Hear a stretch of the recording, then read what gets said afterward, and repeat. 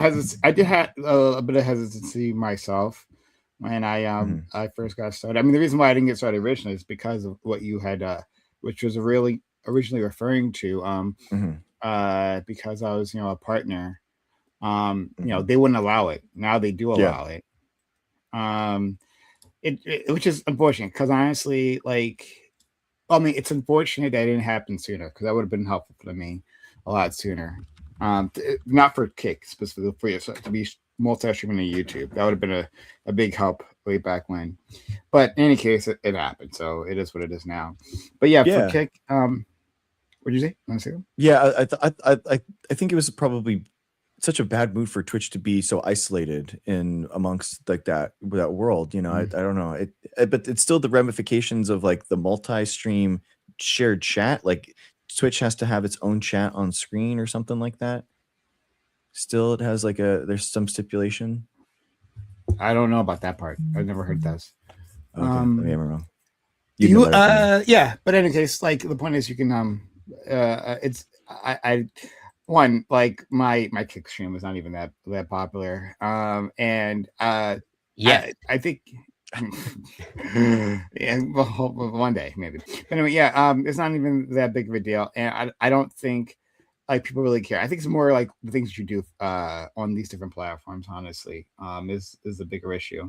You're not like trying to get kids to gamble. I haven't seen it yet. Yeah, yeah, Yeah. So there's that. It's down. Also, in case you don't know, in case you are looking for one, there is a tool, or there's multiple tools out there, but there's a tool that I use for multi-stream chats, so you can see everything in one spot, right? Rather than having to have the open chats in different places.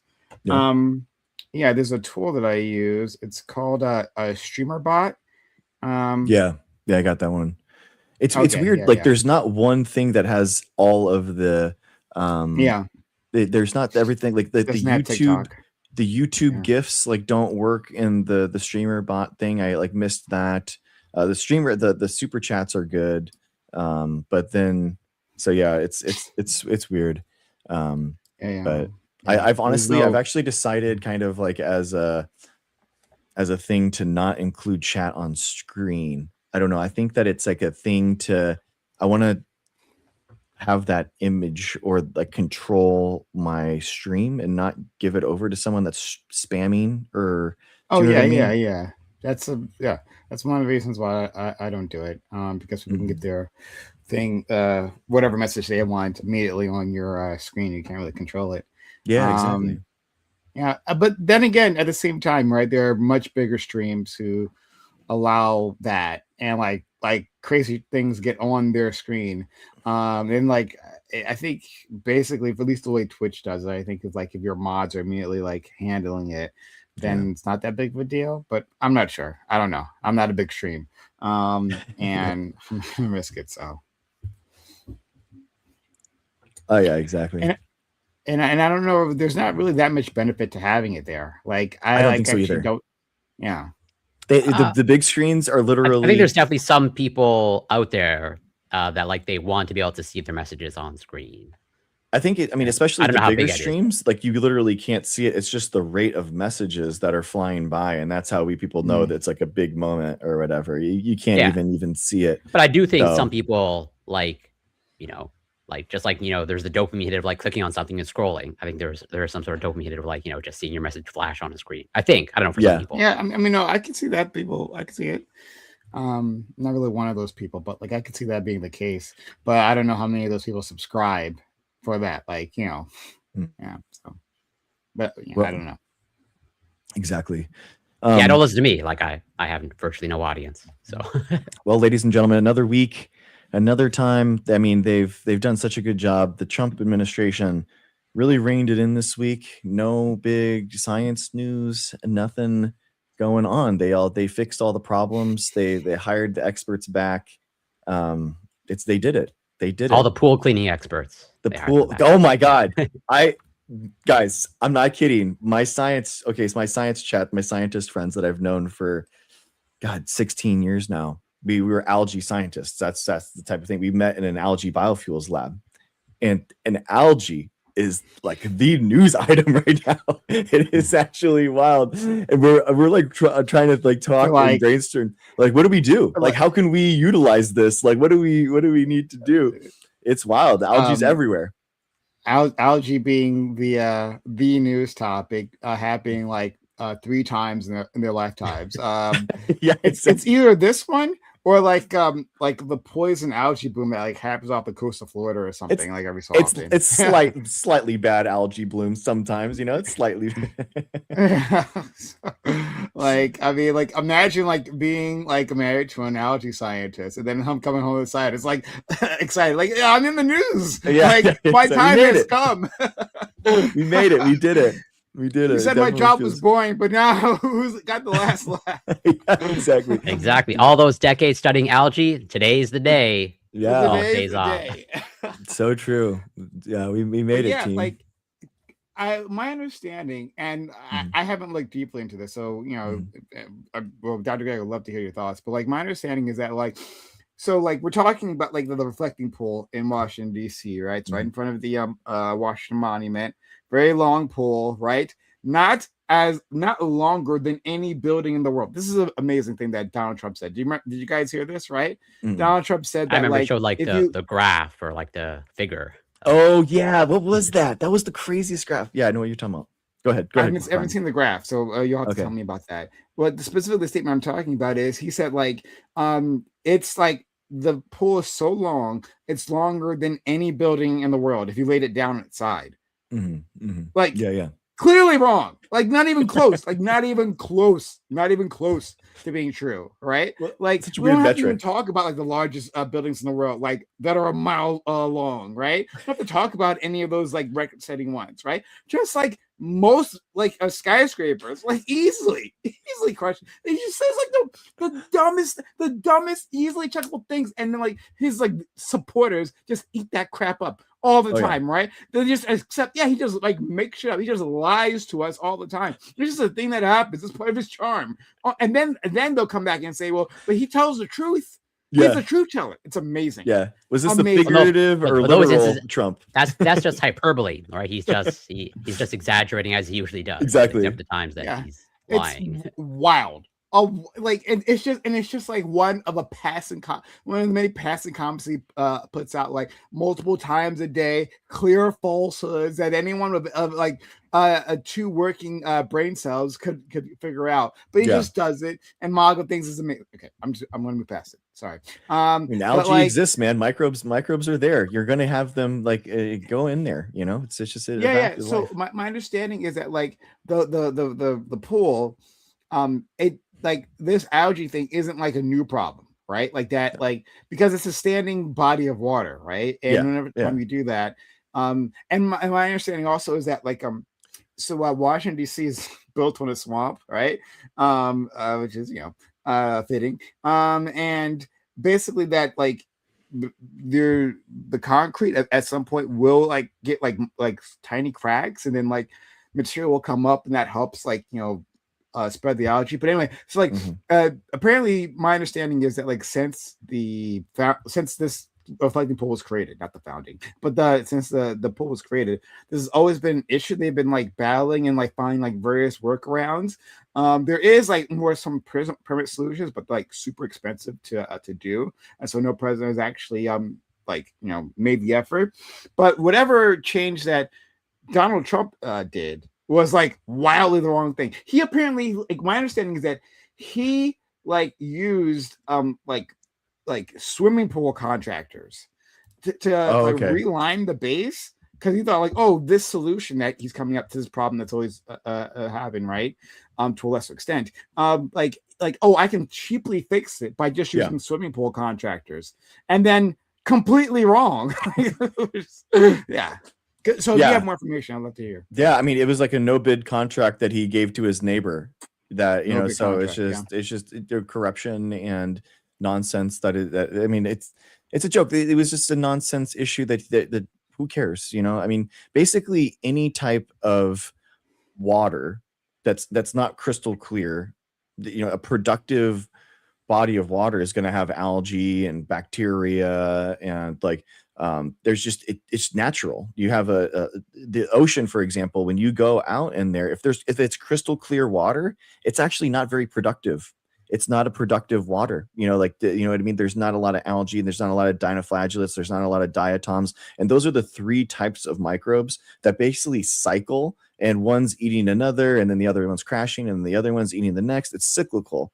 And when you don't have one or the other, or one's missing, you're just basically going to have algae, which is the primary producer, right? Primary producer means that it uses photosynthesis, it uses energy from the sun in order to grow, and that's what's happening. So you're just having a bunch of primary production in a standing body of water, and that's completely natural. I mean, algae is just, it's going to be in the air. It's algae's in the soil. Soil is going to get into the pool. It's completely natural. You'd have to like bleach it constantly. But it's just very weird. It's just a very weird problem that shouldn't have existed, but he is so in his head about it. You know, it's very weird. Well, now he doesn't appear to be talking about it like at all, or at least as far as I can tell. Not that I'm following closely like all the stuff that he does, but like at some point, like in the lead up to this, or like before, you know, it was actually completed, we seem to be like bragging about it, like, oh, this is going to be great once it's completed. And then now that it's complete, then you have this problem. It seems like he just wants to move on, or just like not mention it at all. Exactly. It's it's a great example of his leadership, man. You know what I mean? It's just a fake issue that he tries to paint over literally, you know, and tried to not engage with. Gives it's a payout for his friend.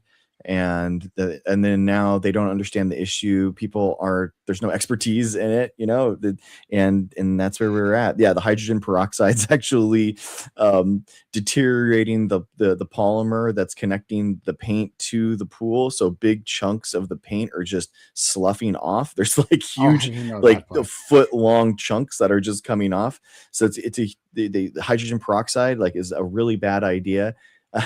So there's just using hydrogen peroxide to kill the algae. Yes, yeah, exactly. And then the hydrogen peroxide is like destroying the lining, the whole big lining. Exactly. His whole deal like was like, I want to put the blue lining down, so it looks blue now, guys. American flag blue, no lag. Yeah, exactly. So it's just a great example, man. It's a great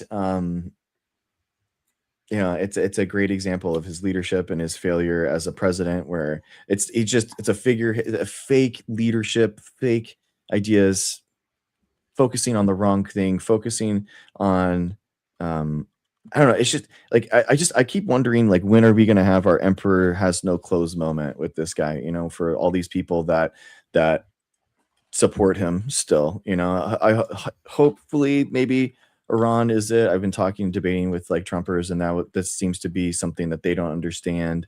And maybe the Epstein files is another thing. They all feel like they've been duped. They were all duped, and he's like gone back on his word. And you just keep talking to him going, no, he was like this. This is not anything new. He was like this the entire time. We've known this since. He hasn't changed since 11 years. And here we are. And I think, I think it's obvious that I think this was all in the lead up to like July 4th, right? Exactly. As in like to have it ready. And I'm curious like how it's going to play out. Is it just not going to be?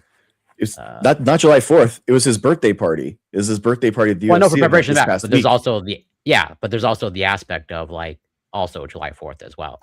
Yeah. Oh, it's no, dude. Don't you understand, Corey? No, you don't get it. So let me tell you. This is something that I learned with the UFC ads and everything that they ran. If you watched it, guys, you would have expected Flag Day was bigger in the United States than July 4th. They basically talked and drummed this, basically Trump happens to be born on Flag Day, which is a holiday in the United States that nobody knew about until Trump was elected office. And now MAGA thinks that it's like the #1 most decorated patriotic holiday like in the world, and they have parades for Flag Day. The ads were talking about how brave and amazing the Flag Day is, and how in the War of 1812, like the besieged United States was on its brink, and until they wrote the Star Spangled Banner, and he saw the flag, and that was like our turning point as a nation when we like really came into our own. And it's like I'm telling you, the story of Flag Day is actually in these ads was actually seen to be bigger than July 4th. It was so funny, man. These guys they didn't even know about Flag Day, but now it's like, now it's their biggest thing. And I mean, it's just obvious, like watching the UFC thing, it was just obviously a birthday celebration for Trump, right? And did you watch it? It's such a joke. Oh yeah, of course. I've been watching UFC for like 25 years, man. And it's like, it is so embarrassing, that one, how he gets a bigger walkout and more attention from the media and the UFC media and the production team and the UFC than fighters themselves. He gets a greater, like more people in his walkout. They have bigger times devoted to it. And it's a joke, man. Like the whole point of the thing is it's the fighters. And here this guy is taking this stage away, taking the limelight away. And the fighters aren't getting anything out of it. They're not getting paid anything more from it. And, if he's there and he's a fan, then okay, like, pan to him and he's just there and he says hi, okay, whatever. But the fact that he's taking so much time, I think it was a joke. And my big problem with it is that he literally owns stock of the company that owns the UFC, and the whole government and the buildings and the White House is being used as an ad in order to like sell this product. So it's just, I mean, that's so corrupt. Yeah. Oh, well, I obviously agree. I didn't watch it, and I don't think I had the ability to watch it in Canada. I don't know exactly how, if I want to access it. I don't know. Yeah, I'm not sure. Either way, definitely, I don't know, just very weird, that event. It's very weird. It was the fights. Yeah, Nico, the fights were incredible. Like there were some really good fights, and they were all, and it's just, it's pathetic. Like all of the guy making the thing about Michelle Obama, like rent free, bro. Obamas are living rent free in these guys' head for how long now? Over 10 years. And Obama's, they're aren't even public figures. Like Trump has been a public figure since he's like walked into politics, but Obamas have kind of like walked into the shadows and aren't a big thing. But like to just bring them up, I think it was completely cringe. And all the fighters kind of like after they win, they go over and be like, happy birthday, I'm so happy that you're here, this is amazing, and like saluting him and stuff like that. It's just cringe, man. Yeah, I agree. Yeah. So I'm looking at a Washington Post article. Yeah. It says the hydrogen peroxide, at least this article says hydrogen peroxide might not be causing the peeling. Instead, like what that might do is like the quote here is less of a sheet peeling off and more like fading, hazing, or breakdown of the material could cause that. But he said otherwise, like what's probably causing this is that like and this is a pool expert saying that like the pool surface wasn't properly treated. Yeah, that makes sense. And then it allows pieces to like to fall off like that. But like I just wanted to like point out a quote here, and this is just like something that pisses me off in general, and I'm guessing you two will agree. So they get a quote from the Interior Department, right? And the agency said in a statement on Wednesday that it is treating the pool with hydrogen peroxide and quote high-tech nanobubble ozone technology to like, okay, this is the thing that bothers me all the time, right? Like when I need to sell a product to you, and what I'm going to do is I'm going to put like science buzzword bullshit, right? Yeah. So like nanotechnology, like what the hell is it? High-tech nanobubble ozone technology. What is this? This sounds like some BS. Yeah, that's like definitely BS, right? That's definitely BS. And if it was largely yes. And if it was a computer, right? This is like was a computer problem, they'd be like, "Oh yeah, we're solving it with like quantum technology." like it's just like BS. Like you, right? You got to swallow that. But yeah, it's all marketing. Like I'm definitely not a pool expert, but like even the hydrogen peroxide, even if it's not causing whatever the paint to peel or whatnot, and not causing damage to like whatever the pool structure. Not that I'm an It expert, was like just badly done, badly well, like Yeah. it's just it's poorly thought. constructed. Like from what I remember from my basic chemistry, and maybe they should consult a chemist. I don't think they did. Like hydrogen peroxide degrades like very quickly when exposed to like light.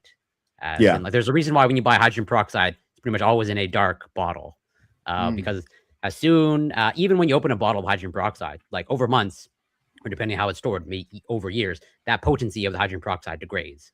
And if you're just going to pour hydrogen peroxide in a giant pool exposed to sunlight, it's just going to be all degraded in probably a matter of like hours or days, and you're going to be back to square one. So had to It's keep like, pouring.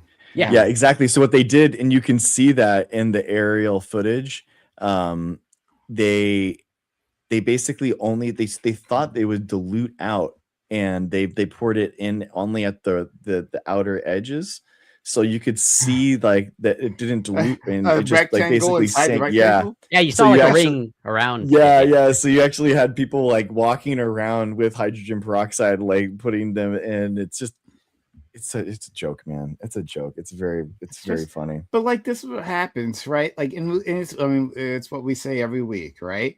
This is what happens when like people have a disdain for expertise.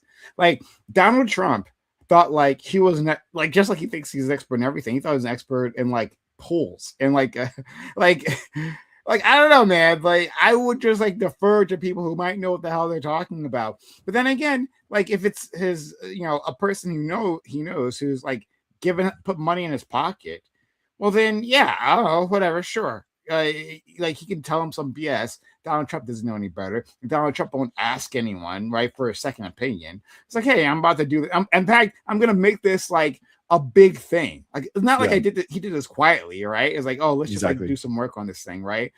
He made this a media point, right, for weeks, talking about the reflecting pool, right, as if he had like consulted experts, like consulted like multiple people, and like really sat down. And this is like, okay, like this is a present to America. He was going to do, but he didn't do any of that.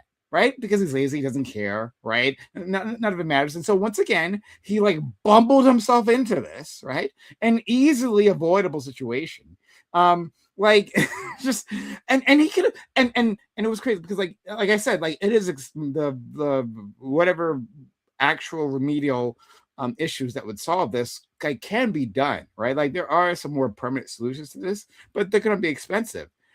Yeah, they would have cost like a fraction of a fraction of a fraction of like what the Iran war costs, right? Like a fraction of what a day of the Iran war costs, right? True. Like you could have just like authorized that, like serious restructuring, and it would have been good because if you had actually done that, right? Then yeah, actually, like the reason why this pool looks so good is because of Donald Trump. Yeah. But no, he didn't bother. In fact, he's like, I'm gonna get a deal. I got some great deal. I know a guy. Whatever joker he hired to do this doesn't have the ability to do that kind of remediation, right? So like whatever, he just offered a solution. Donald Trump too stupid to know otherwise, right? To even think otherwise, or to hire or to consult like the massive federal government at his beck and call, right? Exactly. That can actually answer and research these questions for you, provide you a detailed report. None of that happened. None of it happened. And then like we have neon green water, which Fox News tells you, don't believe your lying eyes, it's blue. It's just the reflection. Yeah, exactly. It's just the angle. I think even if I remember correctly, although I don't want to like spread misinformation, but I think even like the Interior Department like sent out a tweet saying like the water's crystal clear. Family thing. Be right back. 5 minutes. Yeah. As I'm gonna bring up the tweet. I don't know if they say it was like crystal clear, but like they sort of like they somehow incorporate I think like the Iran war as well in the tweet. It's a very bizarre tweet. If in fact it's true.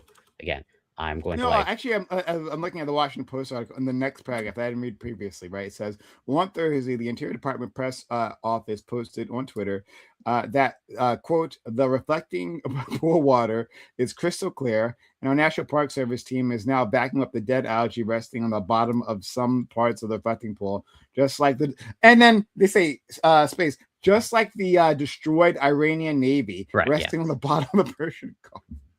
It's wild.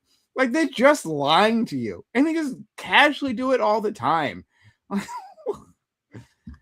And like, yeah, this is on paper, there should be like an easy optical win for this administration, right? And like from what I understand, like this is not like a unique problem to the Trump administration. I believe, I'm sure other presidents have had issues with the reflecting pool.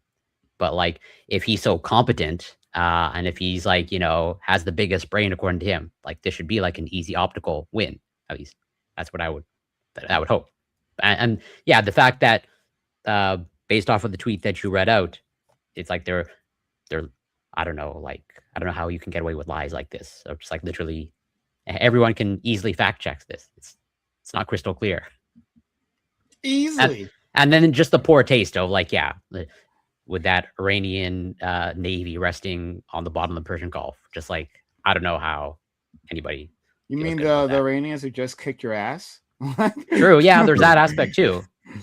Dude, the deal is so bad. It was so insane. But yeah, but false alarm. Okay. Okay, so let's get to the news for the week, man. It's been wild. Big story. DOJ seeks to halt air pollution lawsuit against the XAI data center.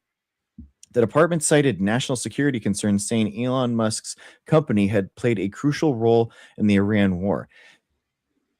It also argued it had the authority to stop environmental lawsuits brought by citizens. In an unusually aggressive move, the Justice Department told a federal court in Mississippi that Elon Musk's artificial intelligence company, XAI, has the right to run dozens of polluting gas-burning turbines in the state despite not having permits for them. The Justice Department late on Monday said that the court should throw out a lawsuit against XAI that was brought by the NAACP, claiming that the turbines violate the Clean Air Act. The suit threatens national security by, quote, seeking to shut off the power supply for artificial intelligence innovation that supports the Department of War's military operations, end quote, according to the memo, which was signed by Stanley Woodward Jr., Associate Attorney General and the number 3 official at the department. I think that was it's just wild to me that there is the Justice Department. It's clear, right? I mean, he doesn't have the permits for these data centers. The data centers are, violating.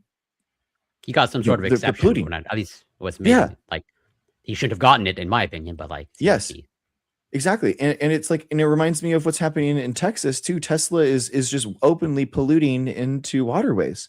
Like how is Elon Musk allowed to do all of these exceptions to just constantly get around and skirt all these regulations? It's a good question. Yeah, exactly.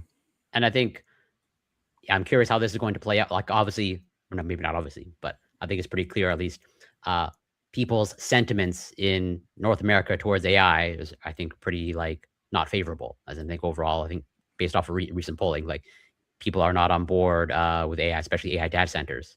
And like, I think this is only going to fuel that anger even more and the pushback against AI data centers. I don't know how you can justify this. And like, I love the idea of, pharmaceutical companies are evil inherently. True. This MAHA worldview, right? Where it's like they are evil because of what they do, because for whatever reason. But the XAI, under the same like capitalist profit motive and all that stuff, just openly polluting. Is Eli Lilly polluting the community? Is a community pool? Well, or those pharmaceutical companies are making those poisonous vaccines, but if you're poisoning the air, then it's okay. As long as exactly. The air. As long as you're inhaling it 24/7 in your community.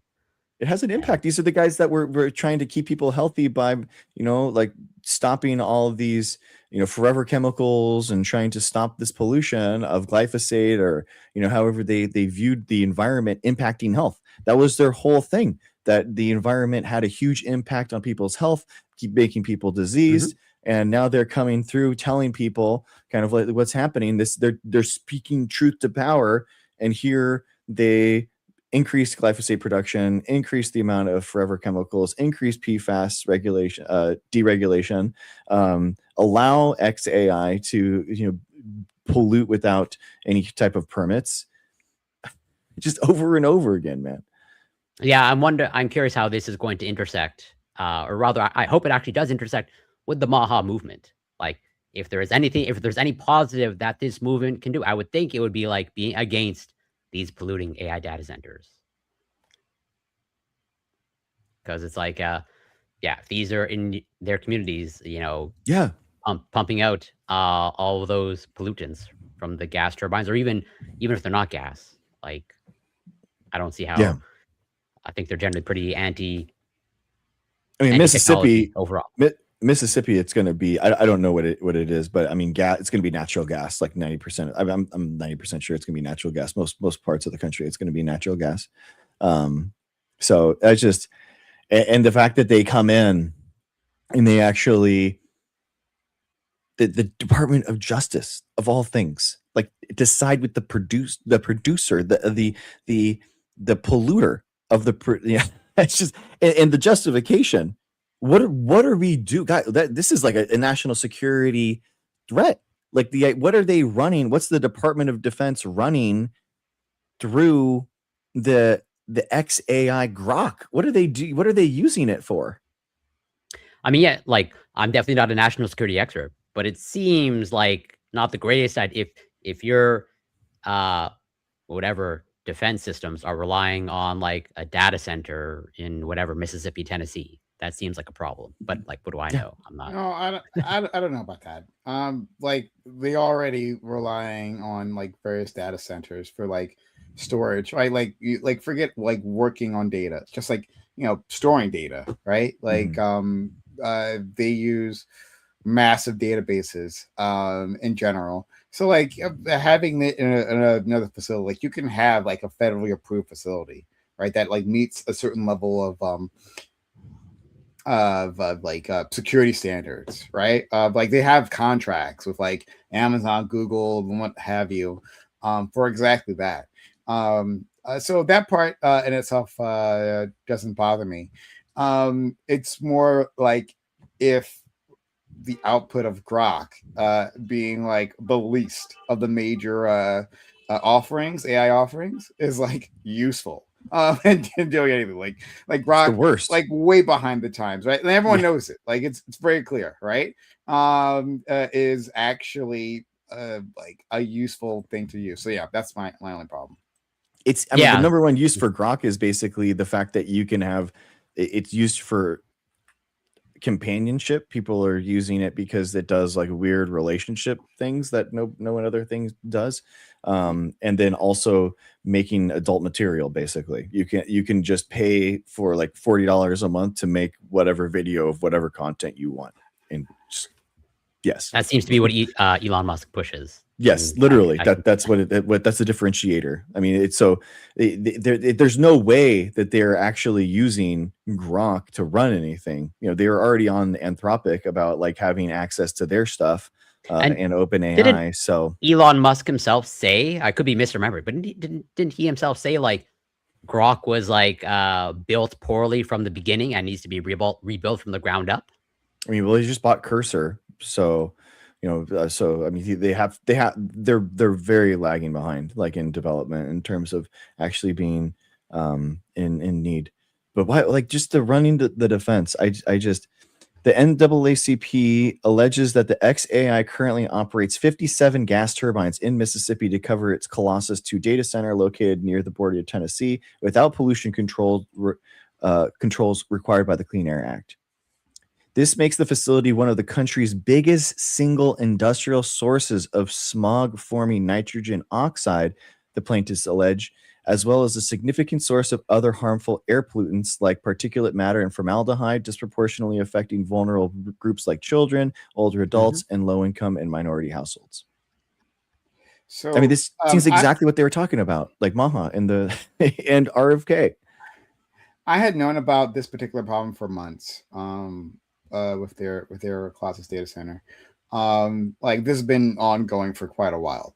Now, don't quote me on this, but like, I think the issue is, again, don't quote me on this, but like my understanding was that like they couldn't get like the appropriate level of power from like the grid. Um, and this is like an ongoing issue with these like new data centers, right? Like That sounds right not to as me based off what I read. Sorry. I said that sounds correct to me based off of what I've read as well. Yeah. So like not as many are being built as like people think. Only because, well, for many reasons, but like there are a bunch of like issues, barriers in the way of like finishing construction, right? Not the least of which is like the cost of filling them with GPUs. But like one of the reasons, and it's a big reason, is finding places with an electrical system, right? Like an electrical infrastructure that can support this, right, and like provide enough power and all that, right? We're not even bringing up like raising everyone else's electric bills. We're ignoring that for now. But like one, it's just finding a place with the level of infrastructure, a big issue, right? But even then, right, actually like hooking up your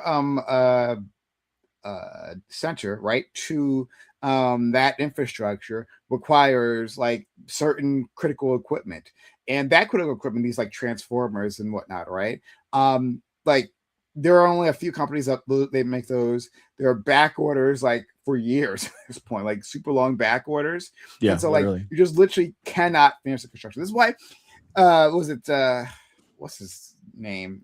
I'm gonna say is like he's got that moniker, Mr. Wonderful. You know what I'm talking about? The yeah, I know you're talking about the Shark Tank guy. Shark Tank guy. Yeah. Oh, O'Leary, Kevin O'Leary. Yes, yeah, your guy, Corey. Yes, he's Canadian. Unfortunately, I'm not a fan. Yeah, he's your guy's Elon Musk. one of Corey's blood brethren. Best friends. Yeah, like an uncle who used to visit. No, you can have him. I'm glad he's in the U.S. Maple brother. There. But Kevin O'Leary has like been talking about like creating some like massive data center in Colorado, was it, or Utah, one of those states, right? And like people have been making like a big stink over this, right? Like, oh no, like, oh my guy's coming. There's no reason, first of all, that Kevin O'Leary, who's like been like who's failed upwards his entire life, right? There's no reason to think that he has the ability to do this. Right, like period, right? Like he bought. My understanding is that he bought the land, right? May have gotten it rezoned, but like there's no reason. So many people who are better resourced and they're actually experts within the field of like logistics and construction, right, have failed doing exactly this. There's no reason to think that Kevin O'Leary can do it, right, at all. And then there's raising the capital. There's no reason to think that Kevin O'Leary can raise the capital. And then it's actually constructing it, right? And you're going to be running to all the things that I said and additional issues that I haven't covered yet. So like this is why I'm saying like when I hear things like this, like mostly they're just attention grabbing. Kevin O'Leary is like lapping up attention and using it for, I'm sure, for whatever. But like, and if you just like, because people may not be familiar with this guy, right? You may not be familiar, but like you look at his history, failure after failure that he's managed to monetize, right? Like he like screwed over Mattel. That was like it's a whole long story. How like Mattel, like the toy corporation, bought one of his companies and they found out that it was like a dud and he practically was cooking his books. Mattel had like this female president who was in charge, and I think she like ended up resigning over like this O'Leary incident. This is years ago, like decades ago, right? But like because he's a fraud. He's just a fraud, and Mattel fell for the fraud. And so like just keep that in mind. Just like be skeptical of these headlines. Just a level of skepticism here. Yeah, everything you said makes sense, and I'm curious how this is going to play out because I think, as you essentially alluded to, Prime, like essentially the one of the major bottlenecks to having these AI data centers is like having either supplying them with energy or just the overall energy infrastructure or both. And like or water infrastructure too. Yeah, exactly. But then it's like, well, maybe if there was at some point, some investment in like, renewable energy technology, like maybe solar or wind or nuclear, maybe maybe there was an opportunity there to not have this bottleneck. And that's where I think, as I've made the case before, this is where I think China probably has the advantage over the long term. For sure. Rick Perry, who was the former governor of Texas, also pulled this very same trick. I'm not even sure I could call it a trick, right? Just faceplant, maybe more like it. Rick Perry, who has on multiple occasions like put himself at like he was part of this project, right? And he was just pretty much the face of the project. Rick Perry, in case you don't know anything about him, he's a very stupid man, very like a dumb idiot, right? I remember He embarrassed himself and was running for president. He couldn't even remember his own plan. That was an amazing moment. In case you guys remember that. have not and I think it was like when he was tasked like list some like departments or like The agencies institutions were of the gonna government. cut. Yeah. That was Chris Christie, Yeah. right? That asked him those questions. Like, anyway, go ahead. And it was Ron. But they were joking about it, like, oh, there he goes again. He's gonna say the thing, and then he said. Yeah, it was Ron. Not he, one of the senators. I'm forgetting his name. Ron His son Paul? is also Ron Paul. Thank you. Yes, thank you. Lad would be ashamed of me for not remembering his name. I'm just blanking. I'm sorry. But Ron Paul. You should forget him. He was trying to. He was trying to finish his list for him because Rick Perry couldn't remember. Anyway, it was a classic moment. In case you haven't seen it, search for Rick Perry, like a debate, right? Presidential debate, and it's amazing. Anyway, he's a very stupid individual. He got himself involved with an AI data center construction project in Texas, appropriately, right? And they bought the land, right? And they had construction equipment, but like it's been a complete mess. It's not going to happen at all. They released a bunch of like videos of like oh yeah, like work is happening. It was like AI generated. It was like appropriate ago, right? It was like AI like literally like you saw like a convoy like involved. It was like a convoy of like construction equipment coming through, and if you like looked into the windows of like the convoy, you look closely, there's like no drivers there. Like in the it's a mess. But like they were running into a whole series of problems, like I just said, right? Kevin O'Leary is the face of this project too. He's doing the same grift in where it was Colorado or wherever this place is happening, right? So once again, I'm telling you, there's no chance that he's going to build it. Literally no reason to get upset and butthurt about this at all. Yeah. There's a question from chat. How is he opening a data center without having his own software or AI? So Ruben, he's basically, these data centers are selling they're basically selling the compute power for these AI models, but by selling it, like going to the companies that like Anthropic, OpenAI, XAI, and being like, hey, if you want to run your model, you can run it with us in the cloud. And basically these places go to them and buy them. So yeah, you're exactly right, Prime. They just don't have enough power for a lot of these local build outs, and that's why like Microsoft, for example, bought 3 Mile Island for OpenAI, stuff like that. They're having to like nuclear power. They're having to get nuclear power involved. There's also like a lot of Won't these that take, are like a really long time. I could be wrong, but the problem was the 3 Mile Island was decommissioned. I'm not sure if all the reactors were decommissioned completely, but it was in the process at least of decommissioning. You have to reverse commissioning, and that's like a difficult thing. It's like not easily. You can't just like spin these things back up. Like it's like a whole. It's just flicking the switch. That's what I. But yeah. They don't just like turn it off and like walk away. It's like, I guess we're done here. No. But like it might take a while, but like it's a possibility to recommit. Yeah, no, I know. Like, there's a movement to like revive nuclear power plants because it's like, well, again, maybe because as we're seeing, like, and that's where it's interesting to me. Like, China's building, as far as I understand, they're building new nuclear power plants, and like the U.S. is in the process of like, let's try to decommission or like revive our old ones. And I don't know how much that infrastructure holds up or not. I'm definitely not an expert on that.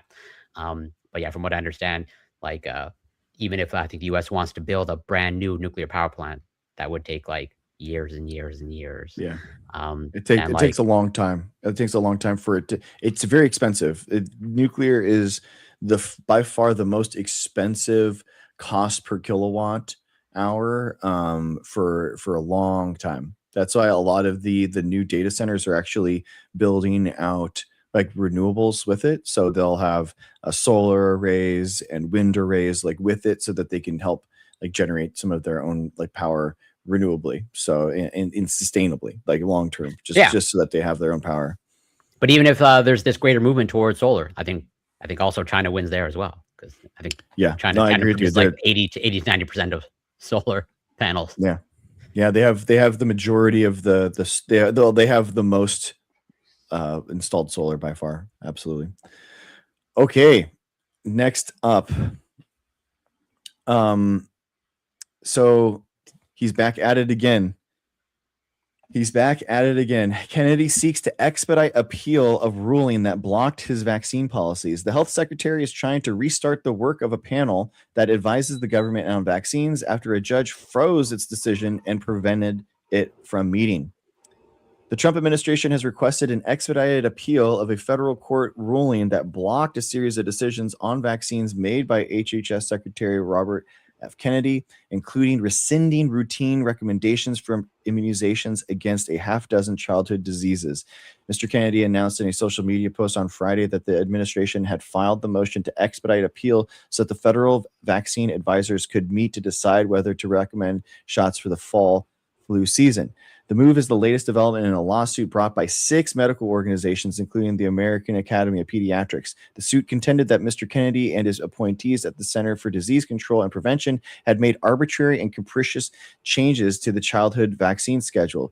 It argued that the panelists Mr. Kennedy appointed to the Advisory Committee for ACIP, the Advisory Committee for Immunization Practices, a panel of outside experts, did not have the qualifications to recommend vaccinations and that their decisions endangered the health of Americans. The ruling, delivered on March 16th by a federal judge in Massachusetts, temporarily blocked Mr. Kennedy's policies while the trial continued. It froze all decisions made by the panelists Mr. Kennedy had appointed and prevented a committee from meeting as scheduled. So these are the ACIP meetings that they had, and there is something. Their justice system in this country is flawed.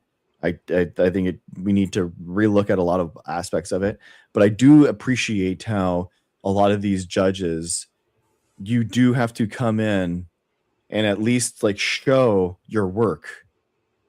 And a lot of times, because they're spurless and they're coming in without any new studies, without any new data, and they're rescinding things, and they're basically they're canceling contracts, they're canceling orders. The companies are losing money. So these towns have these orders coming in, and now they're not. Now it's costing them more.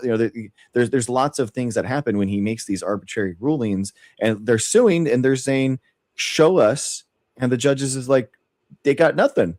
So what do we do? And it's what we talked about so often, is that these guys they are making this an ideological football, right? Of this, vaccines or health or whatever that is, without any data to back it up, without any like new idea. They're just making this stuff up, guys.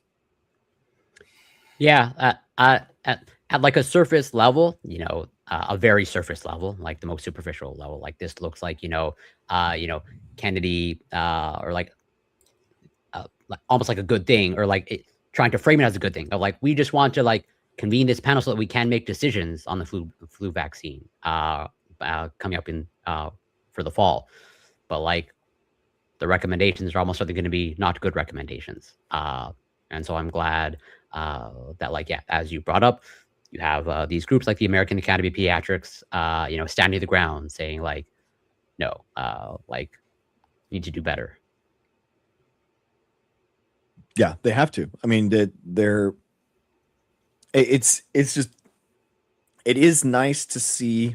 I don't know. It's quaint. I mean, at the end of the day, all this stuff, the problem is all this stuff is one of those things, especially in law and all these, you can just kind of appeal until it goes to SCOTUS, and SCOTUS is going to be just happen to magically find a way in order to say that Trump was actually in the right here, and it's actually a national security aspect, and the president actually has full discretionary say so on national defense issues, so that therefore these contracts are, you can't stop the president from keeping us safe from, something poisonous. And, he actually had the power the entire time. but they also say a lot of times like, oh, this can't actually be higher in the future. This isn't going to work. But miraculously it was there. It's just Trump used it. We didn't know that it existed until now, but he's okay that he did it. And he's immune, by the way, that he did do it. Well, yeah, all of these, whatever, after the fact rationalizations, or, whatever it takes to justify whatever actions that they want to take. I'm just curious of like, how this could potentially, like, in your mind, what is the best case scenario in terms of how this plays out? Or do you have in mind a best case scenario of how this plays out that it could? You have to use every tool in the toolkit in order to stop this. And this is just one of those tools. I think it's like a, it's a screwdriver in the spoke wrench. It's not going to stop the train. Yeah, from that's going what I was going to more or less. You gonna follow up with like, is this more or less? Not that I disagree with what they're doing. Obviously, like I'm in support, but like, is this basically just like delaying the inevitable? Of like at the end of the day, like if Kennedy wants to implement these bad policies, it's only a matter of time before he finds a way to do it, type of thing. Yeah, I mean, like I said, he could literally. I mean, Trump could solve this by just writing an executive order. I mean, it's just that's just is what it is. And then what are they going to do? So it's like he's and the problem is that as the Supreme Court has ruled before, district court judges don't have the power to actually fight back against the president of the United States. This is something that came up in an earlier ruling, basically that a judge had stopped the presidential power. Hey, thank you. Oh, thank you, F1 super chat in appreciation of Prime and Corey. Oh, thank you. Oh, thank you. Nice. So yeah, I think it's I don't know, man. I think you have to use every tool in the toolkit in order to stop this stuff. But I don't think that it could. I agree. I don't know what else you do. Yeah. That's where it's like, yeah, I'm not even sure what the solution is because, but it does seem like a flaw. That like if ultimately it's like if more or less like if the president can more or less dictate vaccine guidelines recommendations, it's like, well, then what's the point of having any institution at all? But like I don't know how to solve that problem. Like I'm not sure there's a good solution. That is you're pointing out the problem of the Trump has irreversibly, in my view, pointed out a fatal flaw in the United States Constitution that can't be fixed unless we have a well, I don't think Constitution. I mean, I think I agree. He pointed it out, but I think it's more a testament of like at the end of the day, like the country functions based off of like good faith, and like good faith belief largely in these institutions of like they have a role, they overall have a good track record, because like. Yes, if you find every loophole and you can like, I don't think you can craft any amount of laws that like someone can't find a loophole around.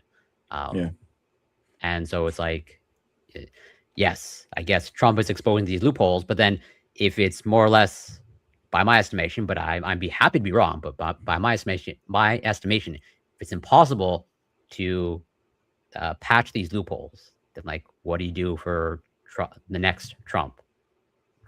Yeah, exactly. I don't know. I think that you have to have the Democrats push these same holes that exist in our Constitution so hard that the Republicans hate it, and then we have like a mutually assured like, okay, wow, that was we really went too far in the paint there, and they kind of both say this probably isn't the best to have like an authoritarian government when we should be going through democracy and our Constitution. But I don't see any. That's why that's the only path, or we just continue down this fascist route, and that's the problem that I see, man. I think he's exposed. Basically, any given scenario, if there is a national defense plausibility way to talk or bring that into it, the president has full discretion now and can do whatever they want with full immunity. So, as in like, if I'm understanding you correctly, of like Democrats if or when they get into power or return to power, like that, they have to do everything in their power to more or less whatever, quote unquote, punish the Republicans. Yeah, I mean, Or the, 1.5 trillion dollar defense budget. President AOC comes in and says, "Hey, you know what's a national security threat? Our healthcare system is a national security threat because it impacts troop readiness, and we have to have universal healthcare. So universal healthcare is now paid by the military and that defense budget." Yeah, I don't disagree. You like do stuff like that where it's like, you know, everyone signs up. Starting next week, everyone signs up for the VA, and everyone gets free healthcare through the VA. Stuff like that. I think it has to be big, hugely impactful, to the point where, you know, Congress has to say, "Whoa, okay, let's not do it that way, but like let's have universal healthcare and let's pass a law like so that we can like codify this a little bit." That's how I would. I don't know, in my how the best case scenario would be, that like basically a taste of their own medicine type of thing. That I don't disagree. As in, like, you have to. I think the next administration, if it's Democratic, like, you know, based off of having the UFC fights on the White House lawn, I think like the biggest drag show should take place like every day on the White House for like RuPaul's Drag Race. Just have RuPaul's Drag Race the next season just be having it in the White House. I'd be all in favor of that. It's like if it isn't past what you want to go down, just like double down. White House Pink House. We're changing it up. What are you talking about? What's wrong with that? Like there was, if I remember correctly, there was a whole controversy or debacle around having whatever the trans flag represented on the White House at one point. And so it's like, well, if that's, let's say, in poor taste according to some people, but then the UFC is not, well then okay, like you open this can of worms. So I think Democrats, if or when they get into power, like they should double down. Like a whole season of RuPaul's Drag Race on the White House. Exactly. What's up? And why not the president? I mean, what's the president doing? Trump's just like watching TV all day. Maybe the next president can be in the drag show. You know what I mean? Let's see a drag queen, drag king from, you know, the president. Let's see what's going on. From Chat Buckle. The issue is, I think that the Democratic voters are anti-authoritarian, Republicans are pro-authoritarian, so we can't use the same tools against them because we'll face consequences that they do not. But the problem, Buckle, is the constitutional loophole that the Trump administration has illuminated through this fascist kick that they have is this pro-authoritarian loophole or vulnerability that exists in our Constitution, and the Republicans, in order to say like we need to rein this back, have to kind of get some of their own medicine. You know, you have to kind of like fight fire with water, and the fact that like, oh, okay, you were using the authoritarian parts of our government to spend $1 billion a day in Iran in order to cover up the Epstein files, in order to go after and shield Elon Musk from pollution lawsuits. We used it to improve healthcare, in order to improve quality of life through renewable and sustainable energy production, in order to increase technology spending. So like using those powers in ways that improve people's quality of life, and ways that even Republican voters are benefited from, but that the Republican Party is like, ideologically, that's going to hurt us. We can't just be like going that. We can't just keep allowing that to happen. That's how I see it. I largely agree there, and furthering down the notion of, you know, pretty much a taste of their own medicine. Of like, I would say, by my estimation, like a norm that has been broken is like, usually, from what I understand, at least in my experience, based off what I observe, okay, during my lifetime, is like presidents don't typically like comment on past presidents, or you like, you know, Obama was generally not like trashing, you know, Bush, as far as I can tell. I'm sure there may be some comments here and there, but I don't think he ever like outright called like Bush like an idiot or whatnot, or like, you know, explicitly corrupt. But Trump seems to have broken that norm over and over, or rather, that's not a norm that he follows clearly. So I don't see any reason. Obama exactly. Obama still is still like trashing Biden. Hunter Biden and the entire Biden family and Obama. That's like, I don't see any reason why the next Democratic president should not just like absolutely just trash. But the problem is like, yeah, I mean, I think absolutely. I think that I mean, honestly, dude, I would have like, we would just remove Trump from the history books. Like, we don't even put his picture up on the presidential walk. We don't even recognize him. We say there was a president. We remove his presidency. We say his whole presidency is invalid because there was a constitutional amendment to stop people from being elected that supported insurrections. The Supreme Court ruled incorrectly on that. We disagree with the Supreme Court. He was an invalid presidency, so we wiped the entire slate with everything. So anything that happened during his presidency, all his presidential executive orders, everything that he did is rescinded and null and void, and we don't even recognize it anymore. That honestly, that is the case. That's how I would view it. How the Democratic Party should go forward. Yeah, I'm not necessarily opposed to that, but I'm obviously biased.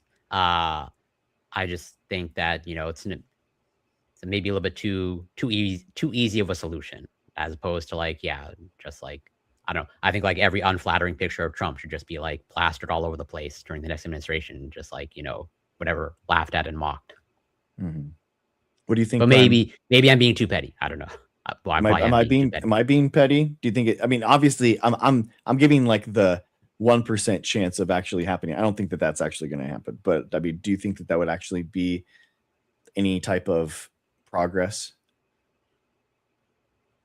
No, and I'd be against it. Interesting. I think that one, like, I don't see the point of erasing history. I mean, America tries to do that all the time with various, you know, abuses that it gets up to, and I don't support that. I think actually we need to learn more from our history. Trump is something that we shouldn't hide, right? Trump, especially, is a symptom of rot within our democratic institutions, in our society, right? Like this person, people look at him as the cause, but he's not the cause. He's the symptom, right? This type of person got elected. People thought he was a democratic fluke before, right? And like, okay, maybe we just ignore it. You know, every country gets one of these, right? It's fine. But no, then he got reelected again. Like, this shows the enduring flaw, and an enduring problem within our societal makeup, right? That just like metastasizes into this person. No, in fact, Trump needs to be studied. He's going to go down as one of the most consequential presidents in our lifetime, like the most consequential presidents in our lifetime. And consequential, of course, doesn't mean good. Badly consequential. Yes, just the consequences have been awful. And we need to be to understand it. We can't like walk away from this. And why did America go down this path? I think Corey was right before we was talking about how, like, you know, these quote unquote loopholes, they're not even really loopholes, but like how he is just like taking advantage of like the rules, or it's more the lack thereof. Because this is closer to what Corey was trying to say. Like, any government just has to work off of like faith that the people in charge will respect the institutions. Like, once you put a person in charge and they don't respect the institutions, they can undermine them, period. Right? And like, they're in charge, they have power. And so from within the government, they can do whatever they please, right? Like, it's up, like you could, I mean, if Trump had the ability to, right, and he had the support, he could, like, you know, dismiss Congress, right? He could just do that. With the military, he could just say, we're done with Congress. That's the thing of the past, right? So like, if you don't respect these, they just don't like protect themselves, right? So like, yes, you could do some tinkering on the edges to make it harder to do this or that, but like, if it's a rule, then there's something else you can do. And then again, like sometimes he just like ignores them, right? Or he says like he has a power they clearly doesn't have, and then what you have to do? What was the remedy at that point? Well, you go to the courts, and you have judges go through that process. Judges that like a 6 months to 1 year, 2 year process, right? Yeah, right. And at the end, for a judge that he may put in place to have ruled on it. It's like, I don't know, man. Like it's just kind of how democracy works. This is the consequences of the democracy. It's just how it works. And if you're the loser, you've got to sit there and take it at some point, really. But so like what to do, right? You talked about how Dr. Greg, you talked about like fighting fire with fire, basically, right? To a certain extent, I'm with you here, right? Like, and I've been saying this as well, that like, hey, we should be like pushing along like our agenda. By our agenda, I mean my leftist progressive agenda, right? Not the liberal agenda. Those are two different things. But still, at the very least, like we should be, when Democrats are in power, even their liberal agenda, right? Like they should be like pushing that through, but they refuse, and that's where your plan is going to fall apart because liberals are more concerned about process, and so though they will, as we've seen many times, right? They will say, well, the process isn't allowing me to do these things, right? And I have to defend the process because the process is what makes democracy function. And like, I don't know, democracy seems to be, the country seems to be ticking along, like even if the process is being undermined right this second, right? But they're being undermined for the purposes of like corporate greed, for purposes of RFK, right, and his agenda, right? So like if I was going to undermine the processes, well, yeah, I'd rather undermine it for the reasons that you said, Dr. Greg, right? Like to provide Medicare for all. So I would say, like, yes, I would agree with you that President AOC should use pretty much exactly what you said, that she should go in there and say, like, yeah, for national security's sake, right? Like, yeah, we all for defense preparedness, like everyone should have health care, right? People are too sick. Have to. Right. I would say that something that'll happen. Like I would predict the Democrats would get in her way. The Democrats would do that. I wouldn't disagree with you. Like I think that is a problem of like I think it's a problem now of like this aspect of decorum, which I understand that had utility maybe 10, 20 years ago, and that's how the process should have played out. But like relying on norms and decorum, I think clearly not working and probably not the way forward unless something dramatically changes in the culture. But I'm confused though. I mean, we remove statues of Confederate soldiers and those type of people that are in history, right? These people are lauded and they're leaders. They're people that we teach in history books and that kind of stuff, but we remove their statues. So, and I guess in my mind, like take away Trump what he loves the most and what his cult loves the most is that name recognition. By taking that away, we can talk about intersectionality, racism, fascism, all these different aspects that are evil and rooted in American culture and in our nationalism without like focusing on Trump. But that's different. One, right? The Confederacy were traitors, right? Don't care if your great granddaddy was part of the Confederacy. He was a fucking traitor. Screw your granddaddy. So like there's a reason why you can just say like, well, we don't need to be teaching those, right? But also, right, why were those statues built? Right, those statues were built at a very specific point in American history. Right, pretty much most of those Confederate statues were built. I'm not going to tell you the decade now because after the Civil War. Yeah, but it's like significantly after the Civil War. Yeah. But there was like a period of like 2 decades, right? That like that's where they were all built. And during this time, and again, I forget the exact time period, so I'm not going to like embarrass myself here. But the point is that during this time period, and leading up to it, right, there was an effort, right? There was a group called the Daughters of the Confederacy. Yeah. And they made an effort to like insert into the American education system their ideas about the Confederacy, right? They provided books that like softened and like just like reimagined what like the whole situation was about, right? And it was like the war of northern aggression. Like they just made up this BS, right? They like did history like for their own purposes, right? So that they could hide what it was actually about, right? So they could have a better view of well themselves, of Southern pride, right, and also of whiteness, of like hide the brutality of what this is all about. But we should be looking at the truth of what the Confederacy was, right? Not like praising Robert E. Lee, right? Obviously, right? Like we can both agree on that. But like we should be looking at the truth, teaching the truth, examining the truth, not turning away to pretending the Confederacy didn't happen, right? That's not the response, right? Like now, I mean, like we could take down those statues. I agree, taking down the statues, but like in terms of like dealing with what the Confederacy was, like what happened in America, right? What brought it about, the fight that happened in its aftermath, all that needs to be faced. And I would say the same thing about Trump, right? Like the conditions that brought him about, his actual presidency, and the aftermath we're going to be dealing with for decades. I'm telling you, he's going to be the most consequential you've had in your entire lifetime, right? Like that we can't turn away from.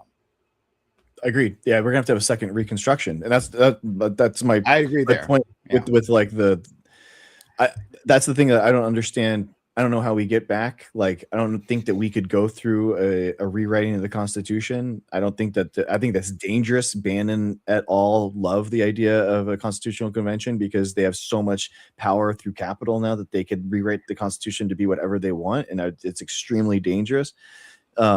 So I would be scared of that. So we have to figure out ways of figuring out how to do this.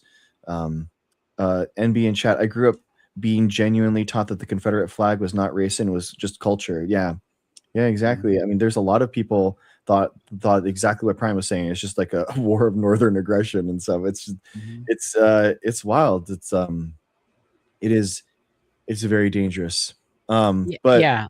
And go ahead. Go ahead. I was going to say, and going back to like, what we were, talking about a lot of things, but again, going back to, what to do next. And one of my concerns, and it may be not a valid concern, but like, I think as we, has been alluded to, is like some people on the left want to take the approach of like, well, okay, to solve this problem with Trump, we need to, again, sort of like patch up the loopholes or, cover up those loopholes, as in come up with enough rules. And maybe that'll work.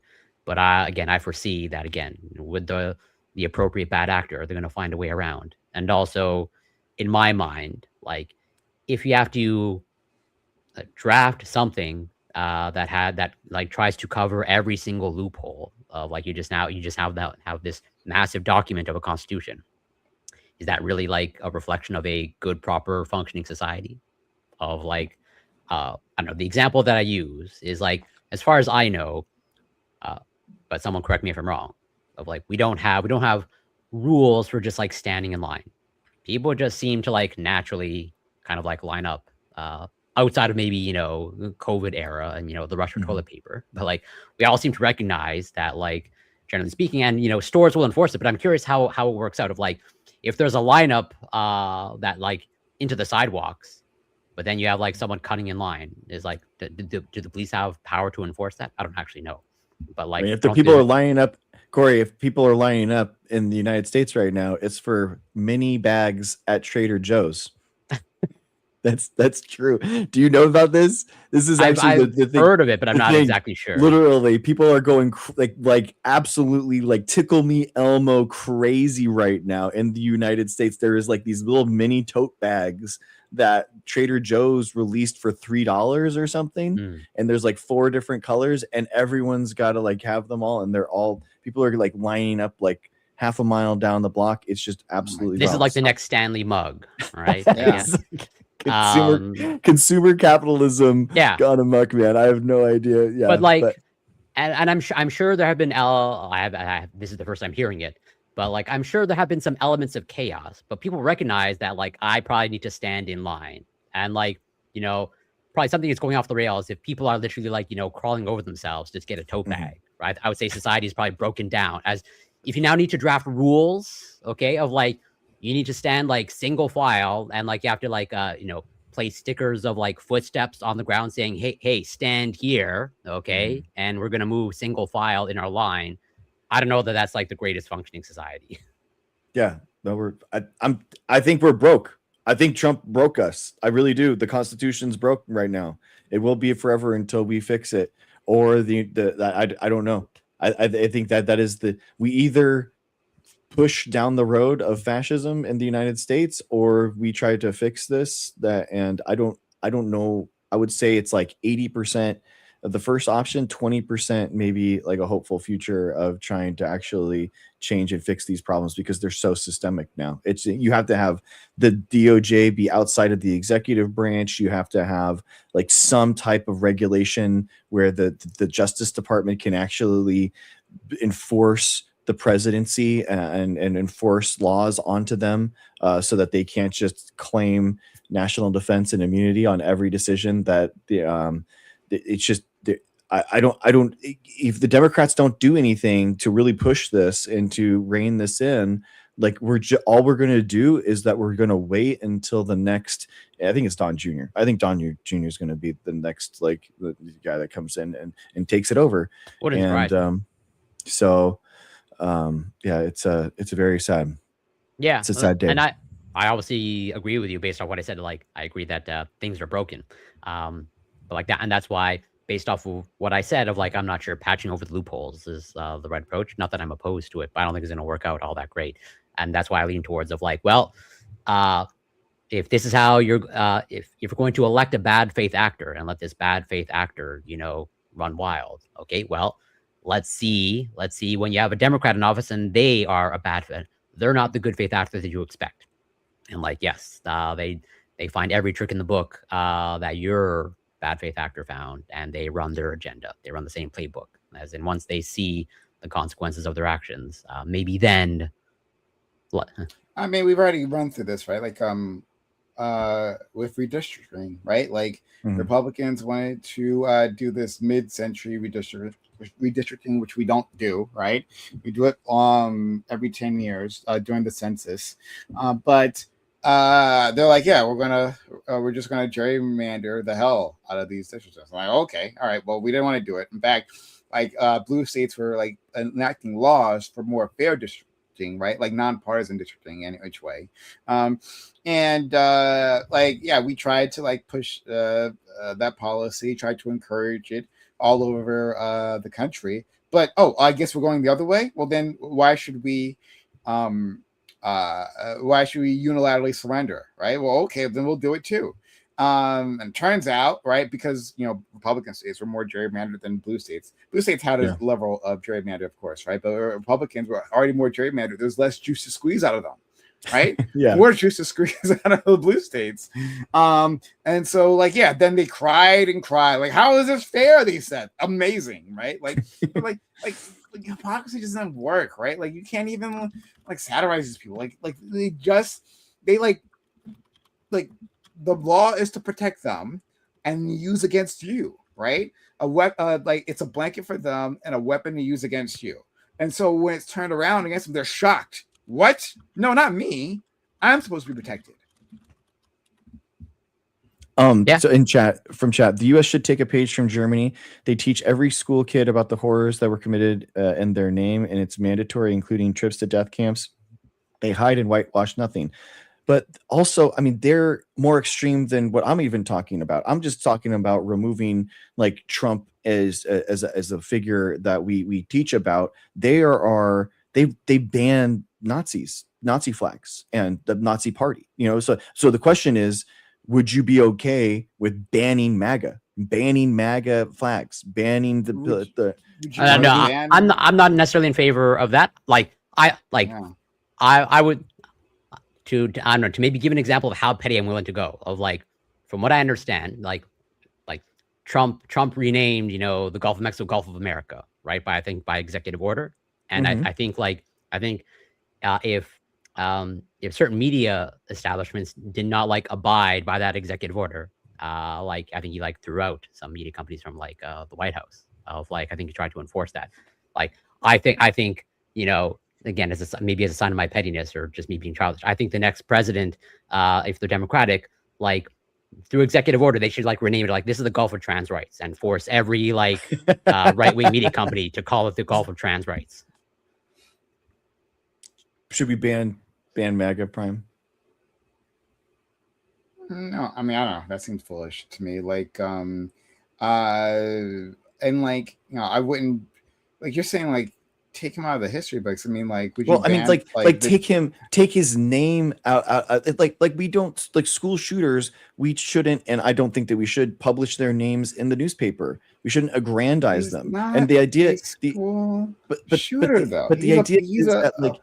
The idea is that like their names, like if you do this and you try to be this authoritarian dictator in the United States, like your name will be forgotten and you are. It won't be forgotten, right? Like all you're doing is doing a whole hidden knowledge type of thing, right? Oh, and people won't talk about them, right? And so it only attract more followers. And would you want Hitler to be hidden knowledge too? Like, would you say that his name should be stricken from the record? But no, the Nazi Party's banned in Germany. Yeah, and that's wrong. Oh, sorry. Well, sorry. Well, that okay. I don't like Germany's censorship. Period. Right? Like at all. Right now, it's being used against people who are Palestinian protesters. Like right now. So like I don't know. I'm torn on that particular issue whether like the party itself should be banned and. Like whatever, right? But like even then, still, just like the commenter said, right? They teach about it, right? Like even if the Nazi Party is banned, they confront it, and I don't think they confront it very well in Germany, right? Like it sounds like they do, but like from what I'm hearing, what I'm seeing, and especially their support of Israel supporting the genocide, I don't think they've actually learned their lesson, right? The Nazification went very poorly in Germany. Lots of those Nazis like really just went back to their previous jobs. Some of them were lawyers, judges, professors, right? They just kind of just went back to doing the previous thing. They, that was just it, right? So anyway, they did a poor job of the denazification. But even then, right, it would have been worse. It would have been certainly much worse if they hadn't like talked about Hitler, right? Like in this great shame of theirs, right? That they'd be in a worse position. So yeah, I don't like this idea. We have to confront what Trump is. Everyone needs to learn from him, right? He needs to be like a Hitler, right? And just like be taught and like as a warning, don't do this. I think the problem is like, or even mocked or embarrassed. Like that's why I think like just every like unflattering photo of him to just like be plastered, and you don't have to do that. Like you just have to like go like print his words, right? Yeah, he says the dumbest things. I mean, right? I think they completely didn't they completely deconstruct Nazi Germany and like rewrite the Constitution and like. Yeah, I mean, I feel like without any type of reconstruction and really changing the blueprint of how this works, you're basically teaching people. You're basically teaching people like, hey, this is what you could do if you do this. It's crazy. Like Trump just claimed national security and national defense for all these reasons, and he was able to do all these executive actions. Isn't that wild? Like, I don't think that we literally like ban. Like the name Trump, right? Like go through and like they did with gay or something, and the government like just literally ban it. I'm saying like you teach the problems of fascism, authoritarianism, racism, misogyny, all these things, and those are the lessons to learn. Not like I fear just like putting him on a pedestal again. Well, I understand your. I think, in my mind. Like just teach, like I'm obviously in favor of teaching everything that you just mentioned, but my concern is like without an actual concrete example, as in if you don't name the name, it's a little bit too abstract for people. If we're just leaving it in the abstract, and you don't actually ground it in reality to the person, I think that runs the risk of you're not taking it as seriously as And then Should no, be. it's not even that. Like other people, like it's not like you can even. Like this is crazy, right? This is nonsense. Like the information is out there. The Trump will forevermore be there. You can't erase him, right? All you'll do is like leave kids like the next generation like unmoored, right? Without having a proper understanding of history. They're gonna look into it themselves, right? And then other people are gonna fill in the gaps, right? Oh, you've never heard about this guy, but like there was this cool dude named Donald Trump, right? And look at all the things that he did. I'll tell you what he did, right? I'll fill you in on those details. And you're not going to like what they're going to say to them. So like instead, like more education to say that like this guy existed, right? This is how America's democracy failed, right? And what you were talking about, like basically the New York Reconstruction, well, that's a completely different policy objective, right? That's like actually, well, that's actually addressing issues, structural issues. You could, I'm in favor of that, right? I'm in favor of taking a look at our Constitution. It's clearly been failing us for multiple reasons, right? And trust me, I can rant about the reasons here. I gotta list them, right? But like that's different from saying, oh, we can't talk about like this. But the one of the biggest impetuses for changing, right? Like one of the biggest examples that we've seen for the failures of this document, right? Like we can't talk about it. Like it's crazy. And the only thing you can do, right, is just like discourage his discussion in schools. But the information will be out there. Yeah, I agree. Yeah, we can't remove it from the history books for sure. I would remove the statues of him that exist in, figuratively and literally, I guess. That's how I see it. If there are actual statues, I'd be in favor of like, tearing them down. I don't actually know all the ballroom changes, all the the changes that he's doing, to, like all those things. I would literally tear the buildings down. Take the names off the buildings. I don't care how much it would cost. I don't care if it costs $100 billion to change the White House, like back to what it was, or actually reconstruct it. It could be, he has to be, I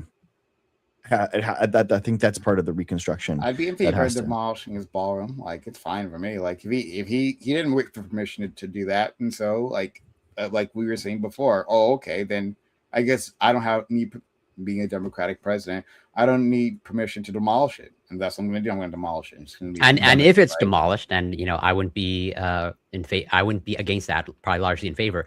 I think it should be made like probably like a spectacle, or like whoever's hopefully if it's a Democrat in the White House, like they plan it as a celebration, and like I don't know, it takes place on their birthday. We're going to demolish this huge celebration, demolishing the ballroom, on our birthday. Flag Day. Yeah, exactly. The next flag, exactly. The next Flag Day, we're burning it down. And then you have your drag race show on the White House lawn, into the afterwards. I love it. Let's do it. Okay. Next up, guys. People, and incredibly, guys, it just keeps happening. The viruses exist, and when you don't vaccinate people and you keep them in close proximity to one another, viruses spread. This is brand new. Just in, scores fall ill at Air Force Base after Hegseth makes flu vaccines optional. The defense secretary described the vaccine requirement he lifted in April as an absurd, overreaching mandate. A flu outbreak has sickened nearly 160 troops at Lackland Air Force Base in Texas less than 2 months after the Defense Secretary Pete Hegseth announced that U.S. troops would no longer be required to be vaccinated for the flu, defense officials said. The outbreak at the base in San Antonio raced through the Air Force Base military training wing, where new recruits sleep on bunk beds in open bays and share meals at large communal tables. A trainee in his 6th week of basic training died after falling ill on Friday and being taken to the Brooke Army Medical Center, the Air Force said in a news release. It was not immediately clear whether the death of the trainee, Keon McDaniel, was related to the flu outbreak. So they're reviewing it right now. So I mean, it's these anti troop readiness, like isn't something that is like these grandiose speeches where Hegseth is like drum beating, the war drums and stuff in this nonsense, or going and saber rattling with countries and all that nonsense. This it's basic things like this, and the idea that like vaccines are an overreach. Imagine that these people are literally about to be weapons of war, and a vaccine is too much for them. Absurd and overreach. Yeah. And well, so it's based off of the article, although I think the death is still being investigated, but it seems like there may be a death attributed to this policy or lack thereof, or the rescinding this backtrack on this policy. And like, is in addition to like the lack of troop readiness, or I think this clearly like endangers the troops. Like, isn't this also just like wasteful spending as well? Of like these people require greater healthcare. I don't know. To me, that seems like not fraud, but that seems like wasteful spending. Of like these people didn't need this level of care, or like this level of care could have been almost certainly prevented 100%. And yet this just seems like a huge, giant waste of money. Well, just like the reflecting pool, huge, giant waste of money. Yeah. And Exactly. do we get to categorize all of that as waste, fraud, and abuse? Should. I know it is. It is. I mean, the idea that the increase in medical spending, that's a good point, for sure. And people are literally losing their lives over it. The number's over 200 now. Wow. I mean, I'm not surprised. I guess it's a day later, so I guess this is out of date. But yeah, I don't know. I mean, how much of it is directly attributed to that? I don't know. I mean, the flu vaccine wasn't amazingly effective this year. The efficacy was lower than expected.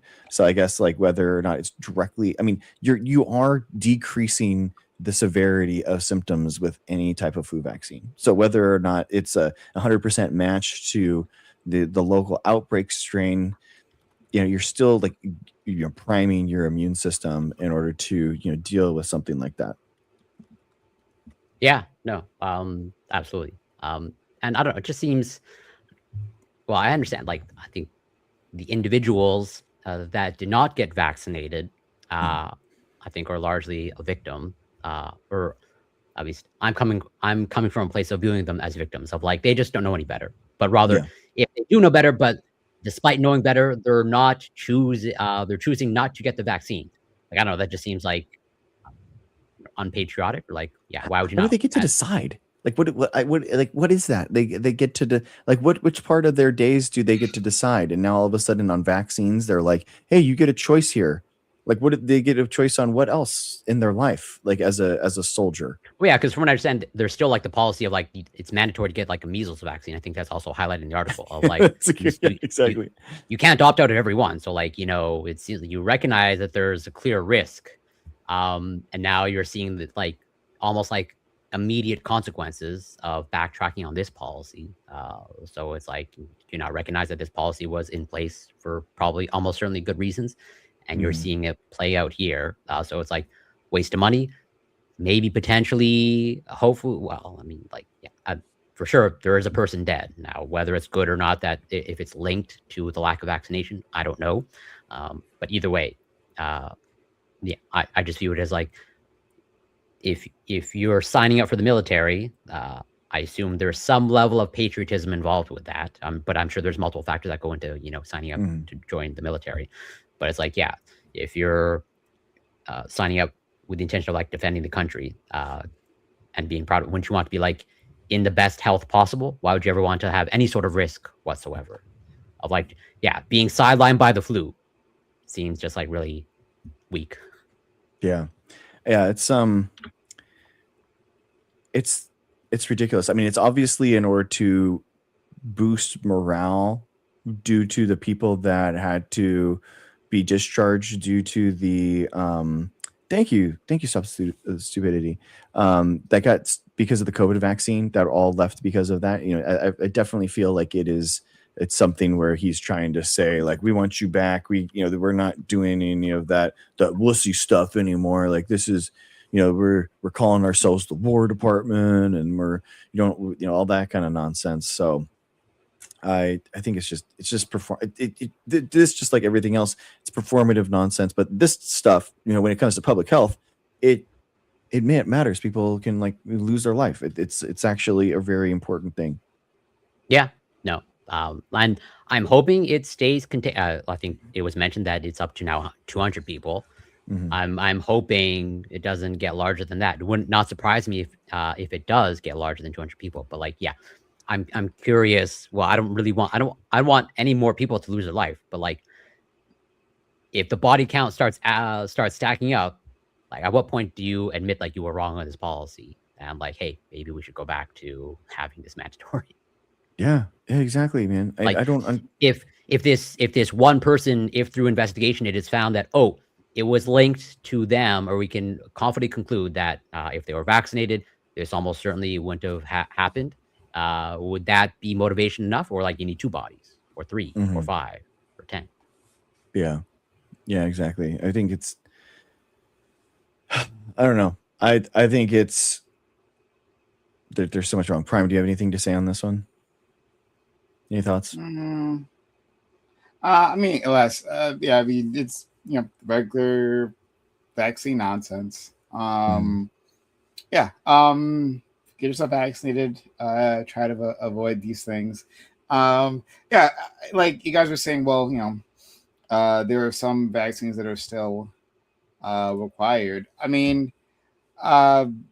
they one way or other, this is going to happen because like what they picked was because for political reasons, right? Not because they're trying to make some sort of like stance on these things altogether. I mean, like you said, being in close quarters, right? Like there are certain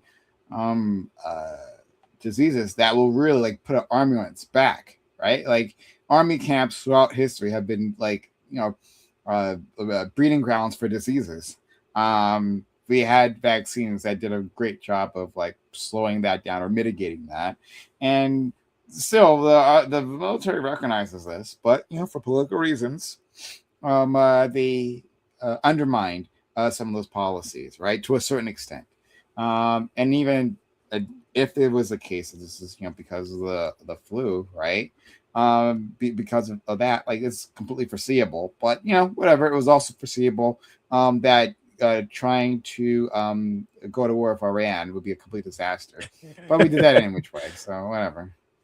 I mean, Prime, you're making such a good point. I mean, the first public health campaign in the United States was literally by George Washington inoculating the Revolutionary War troops against smallpox. And that's one of the reasons why we were able to win against the British. Like, so that's what's so wild to me when people think that public health campaign is somehow anti-American. It's somehow anti-American to think about the health of well-being of someone else other than you. And I would argue that even in the Declaration of Independence, life, liberty, and the pursuit of happiness. How are you going to pursue happiness when you're diseased? How are you going to feel liberated if you don't feel judge? like... Some people might find a state of happiness, with the flu or measles or all of the above. that might be, the ultimate source of self-pity. Maybe they're pro-viral. You know what I mean? I want to be an inoculum. Yeah, exactly. The flu results in 45,000 to 50,000 deaths per year in the United States. Exactly. Yeah, exactly. All right. Well, real quick, this is pretty weird. It's a very weird one. This is a weird story. So Fauci funded Wuhan lab research that sparked COVID. So basically, this was something that Tulsi Gabbard made a X post video about, saying that they had released and found all this information that linked Fauci to this lab leak and nonsense that we know scientifically has never been shown. There is not a single piece of scientific evidence that's ever shown that SARS-CoV-2 came from the Wuhan Institute of Virology. We have literally dozens of publications now that show that it came from bats and coronaviruses in bat caves all throughout China, and we can show population genetics and where it came from. It's so, and we have stall by stall evidence, and they sampled the drains. Yeah, pretty good forensic evidence. Yeah, I mean, and they didn't even have anything that was related to SARS-CoV-2 in the Wuhan Institute of Virology. I mean, it's just nonsense. But here's the press release, guys. And this is the problem, is that, and you had this during the time of when it was actually happening, you had the Republican House releasing House reports that, if you actually read them, had no scientific basis whatsoever. It was just basically Slack and email messages of like Fauci, and that was somehow supposed to be scientific. I thought it was like an absolute joke, but here it is. Before the COVID-19 pandemic, Anthony Fauci, as head of the National Institute of Allergy and Infectious Diseases, provided millions of U.S. taxpayer dollars to fund dangerous gain-of-function research on bat coronaviruses at the Wuhan Institute of Virology, work which is now widely viewed as the source of the unintentional lab leak that sparked the COVID pandemic. Obviously, this is not true. What's wild is that there was a whitehouse.gov page on COVID outlining what it is, like what was happening. They forwarded it to a conspiracy website that's on whitehouse.gov showing that the source was a lab leak. Of course, that's not true, a conspiracy, but a loss since it's on whitehouse.gov. People believe it. Again, here's from the release. Today, Director of National Intelligence Tulsi Gabbard is releasing never-before-seen communications and documents exposing how Anthony Fauci worked with politicized career leadership in the intelligence community to suppress the truth about his actions, the virus's lab leak origins, and his role in directing U.S. funding to his dangerous research that caused immeasurable harm and countless lives lost. And I guess my point has always been in this stuff, it doesn't matter if, and look at all these, they're just emails, guys. I mean, we're looking at it right now. It's just emails upon emails. It doesn't matter if, oh my gosh, look at all these redactions. Everything is redacted. Yeah, no, I started going like everything. Obviously, I haven't gone through everything, but like each of, I think there was like 5 links to, documents, and like each one is like 100 pages. And like, yeah, it's just like a flood of information, and like there's a lot of redactions. But like everything that I have browsed through, there's definitely nothing incriminating there. Yeah, they're just nothing. Oh, here we go. Incriminating. Here's RFK's email, just randomly. RFK and Children's Health Defense Call, which is like a Children's Health Defense, which is an anti-vaccine thing that he ran for congressional investigations into COVID origins. So it's just that he was calling for it somehow is okay. Or shown to be proof. Again, like it doesn't matter if there was an email of Anthony Fauci saying, "I did it, guys. It was me. I did the lab leak myself." It doesn't matter.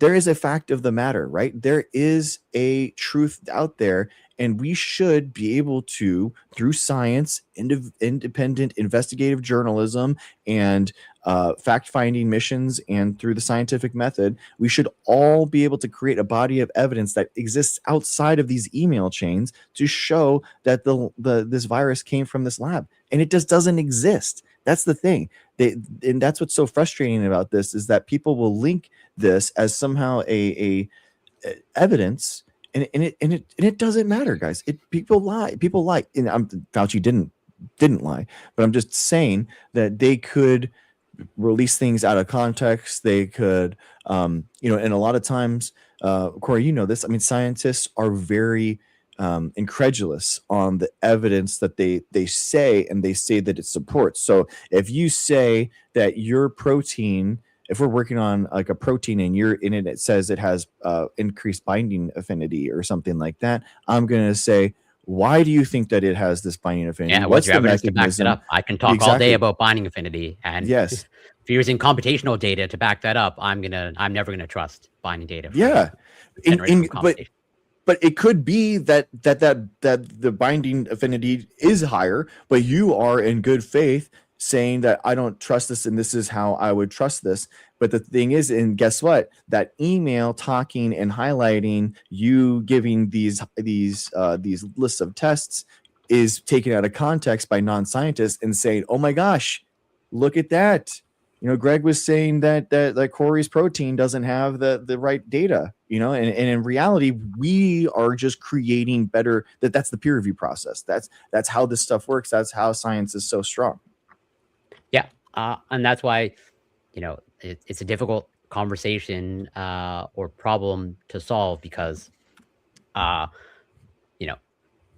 mentioned, even I think in Tulsi Gabbard's whatever tweet, and like there's this, and I think as you brought up, it's like they're incriminating Fauci for a number of things, but also like he would ever approve the funding for the gain of function research, and like so there's a lot of claims to fact check, Exactly. was there actual funding, what was the level of funding, and like was it gain of function, and like that's where I think a lot of misunderstanding, because like that phrase and term gets thrown around a lot by people not truly understanding what that means, or like, or not recognizing that there's no universal accepted definition of gain of function. And like many things, if we're using like some strict definition, like just about, you almost like would ban just about any amount of research. Like gain of function is not necessarily reserved for just viruses and viruses alone. Mm-hmm. Yeah. I mean, you could say that I think that there's like the molecular biology term of like, and then there's the colloquial common parlance like term. Gain of function is just kind of like my anti-cancer algae that we're targeting non-Hodgkin's lymphoma stage 1 cells. Like those are gaining that function in order to attack those things. That it's creating that immunotoxin that's latching onto that cell, and it that's gaining that function that didn't exist before, right? But what happens here in the viral labs is that they are, and this is like what more molecular biology based term is, basically how does these mutations create changes in what this viral particle can do in terms of latching, changing its aerosolization, its affinity, binding affinity, like we were talking about. Exactly. So all these cornucopia of changes, and how are these single nucleotide changes gaining that function of that second order impact. So that's what this research is, and that's why it's so important. Actually, it's like it's really important for us to know what's going on, how it's, and we know that from like hantavirus, right? That we understand how hantavirus works, so we can see, hey, this doesn't have pandemic potential, guys. It's okay. Ebola or something like that. Like how we can understand these mutations better allows epidemiologists to track population genetics, virologists to understand what to look out for, like in specifically what's happening. And exactly. The idea that the National Institute of Allergy and Infectious Disease is the one that's like the huge funder of worldwide research in virology. Like that just doesn't, that's not how it works. That isn't where the massive pools of money come from. It's not signed by like Fauci himself, and he's not linked to it, but they're just incredulously like trying to link them. And also going back to this aspect of gain of function, like, and here's where it's like it's a difficult conversation to have, because like understandably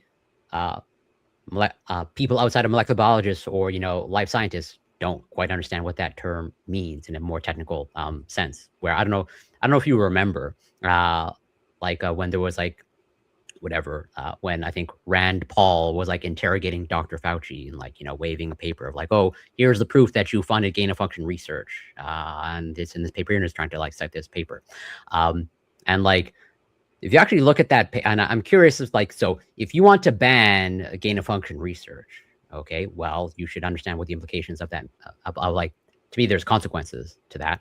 And it's like, and also like the paper, okay, the paper that Rand Paul was like citing or using to like, incriminate Dr. Fauci, or like trying to prove that he funded or was involved in funding gain of function research. Like that was a paper on like finding the origins of I think SARS-CoV-1 or the original SARS.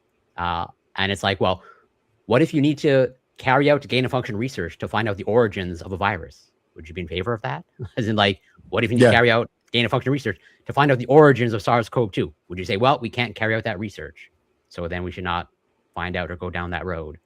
But there's like, I understand, and there's a point to be made of like there are risks to this type of research depending on how you actually carry out, because not all like it's a totally low resolution term of like a gain of function. As in, what if the gain of function is like it more easily dies or is less transmissible? That is a gain of function technically. Yeah, exactly. I mean, and so all that to say is like there's a conversation to be had, but I don't think you can have it in any. They did a viral evolution study of lab strains of the. Oh, thank you, Stop the Stupidity. They did a viral evolution study with basically comparing how these viral genomes evolve inside of a lab environment versus outside in an environment. And obviously that there was, obviously SARS-CoV-2 matched the rate of evolution that would be seen in a natural zoonotic spillover event. But they did find, which was really interesting, that they did find there was some outbreak in like 1970s of like some type of flu that they was supposedly was connected to. It wasn't like a pandemic, but it was an outbreak virus of something that did happen in the lab. So it was a good a proof positive that it is possible in order to see. So it's interesting. Yeah, no, absolutely. But all that said, like, well, because I think even RFK Jr. himself like retweeted Tulsi Gabbard's tweet, and like they're framing Dr. Fauci as a criminal. Exactly. Like, well, if he's a criminal, and I think they're almost like explicitly linking him to like more or less like he's responsible for all the deaths that took place during the pandemic. Okay. Yeah, well, as if Trump wasn't the president and had more to do.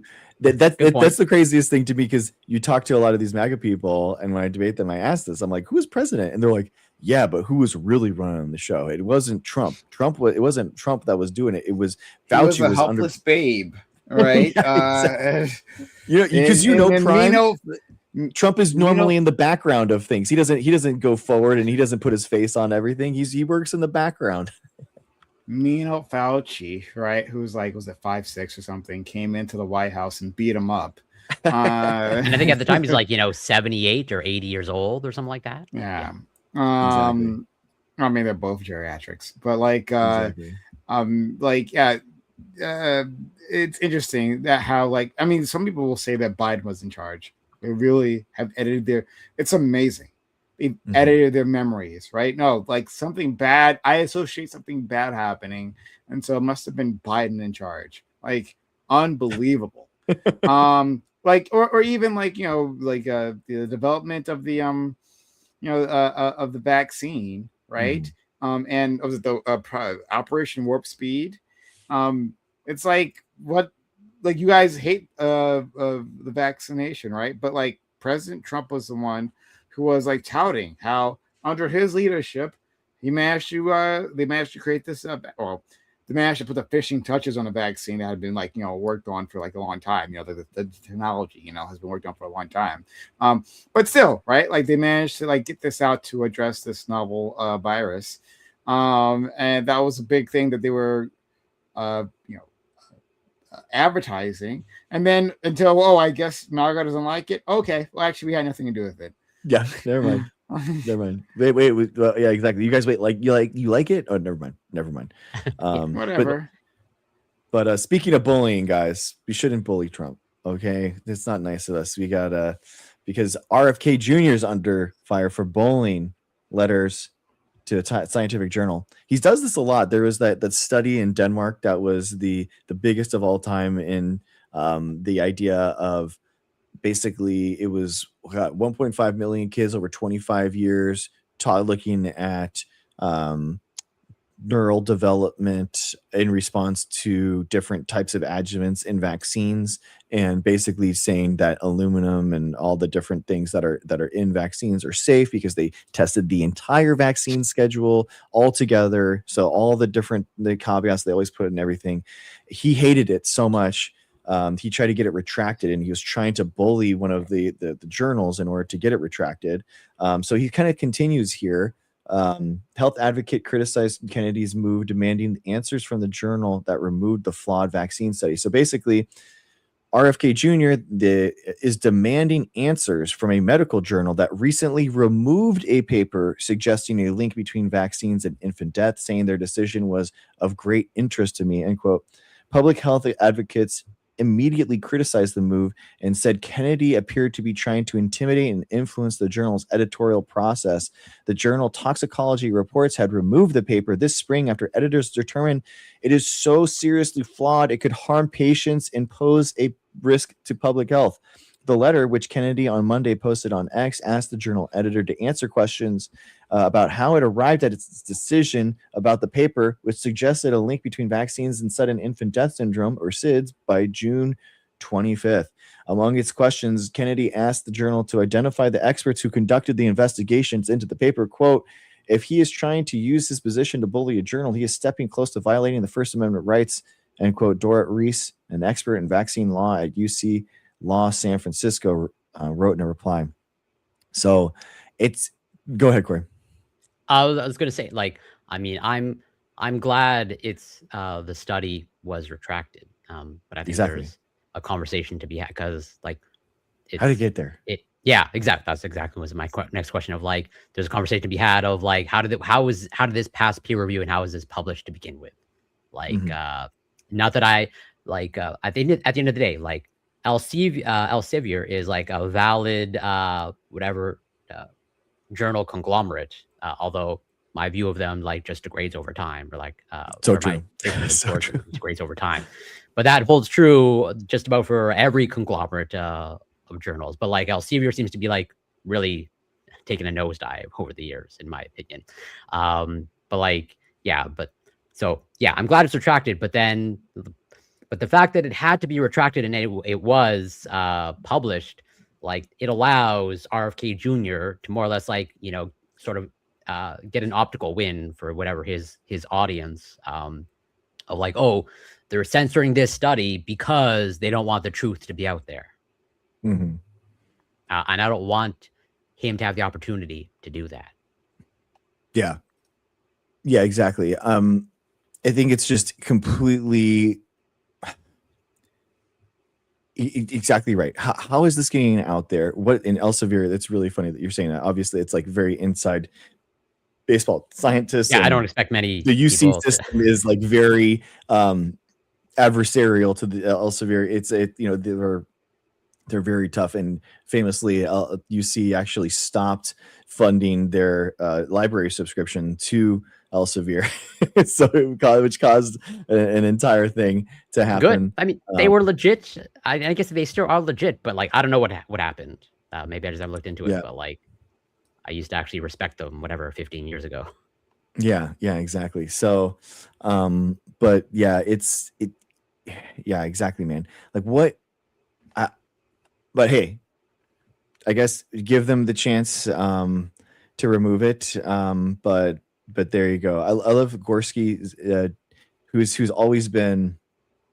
Gorski's been one of the physicians that's always been involved with this anti-vaccine stuff and really pushing back on X and Science Twitter back in the day. Dr. David Gorski, a surgical oncologist who has written extensively about the anti-vaccine movement, pointed out in a post that Kennedy has portrayed himself as pro-free speech and that he was apparently using the power of his position to put pressure on an editorial decision by a private publisher. To anti-vaxxers, it's free speech for me, but not for thee. I love that. So, and it's again, it happens every single time. Like RFK uses his power, his position in the government in order to try to get any publication retracted that he doesn't like, without producing any actual research himself in regards to this, any new studies or new And he now has the information. resources to carry out a study. He does, and the problem is like now, especially with the stuff that's going on, we have the McCullough Institute, which now they're having this problem, right? And they're basically saying, well, if you're not going to be our publication source, you're going to bully us, make us prove things. We're going to make our own publication. So McCullough, which is the disgraced medical doctor that had his license removed, going I think around. I think he was like a cardiac surgeon at one point, or yeah, he got his license removed because he was going around during COVID with nothing but a PowerPoint telling people that people were losing their life because of the COVID vaccine, which is completely wrong. I remember. And so it was complete misinformation. And so now he, again, failing upward, now he's the king of his entire publication. He's the editorial discretion, and they're going to be able to put out disinformation on these in this lab, in this publication.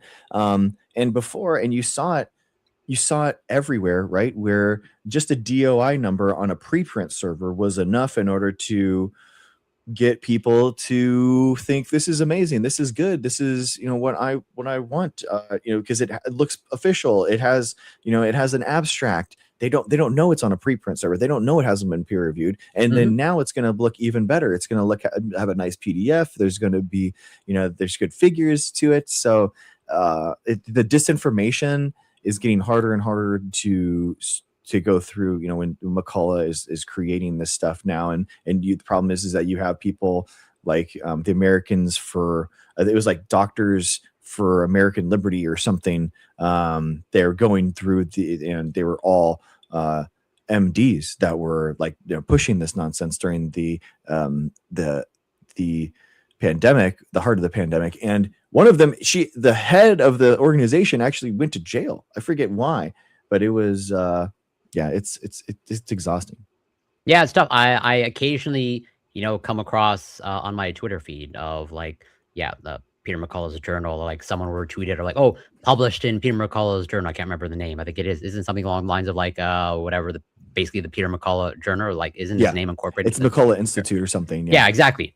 Like, I don't know, how is that not a red flag right off the bat? Anyways, I don't know what other journals like named after a person, but I see people retweeting out like the publications for the McCullough Institute, saying, oh, now new publication now proven, all the stuff all the conspiracy theories.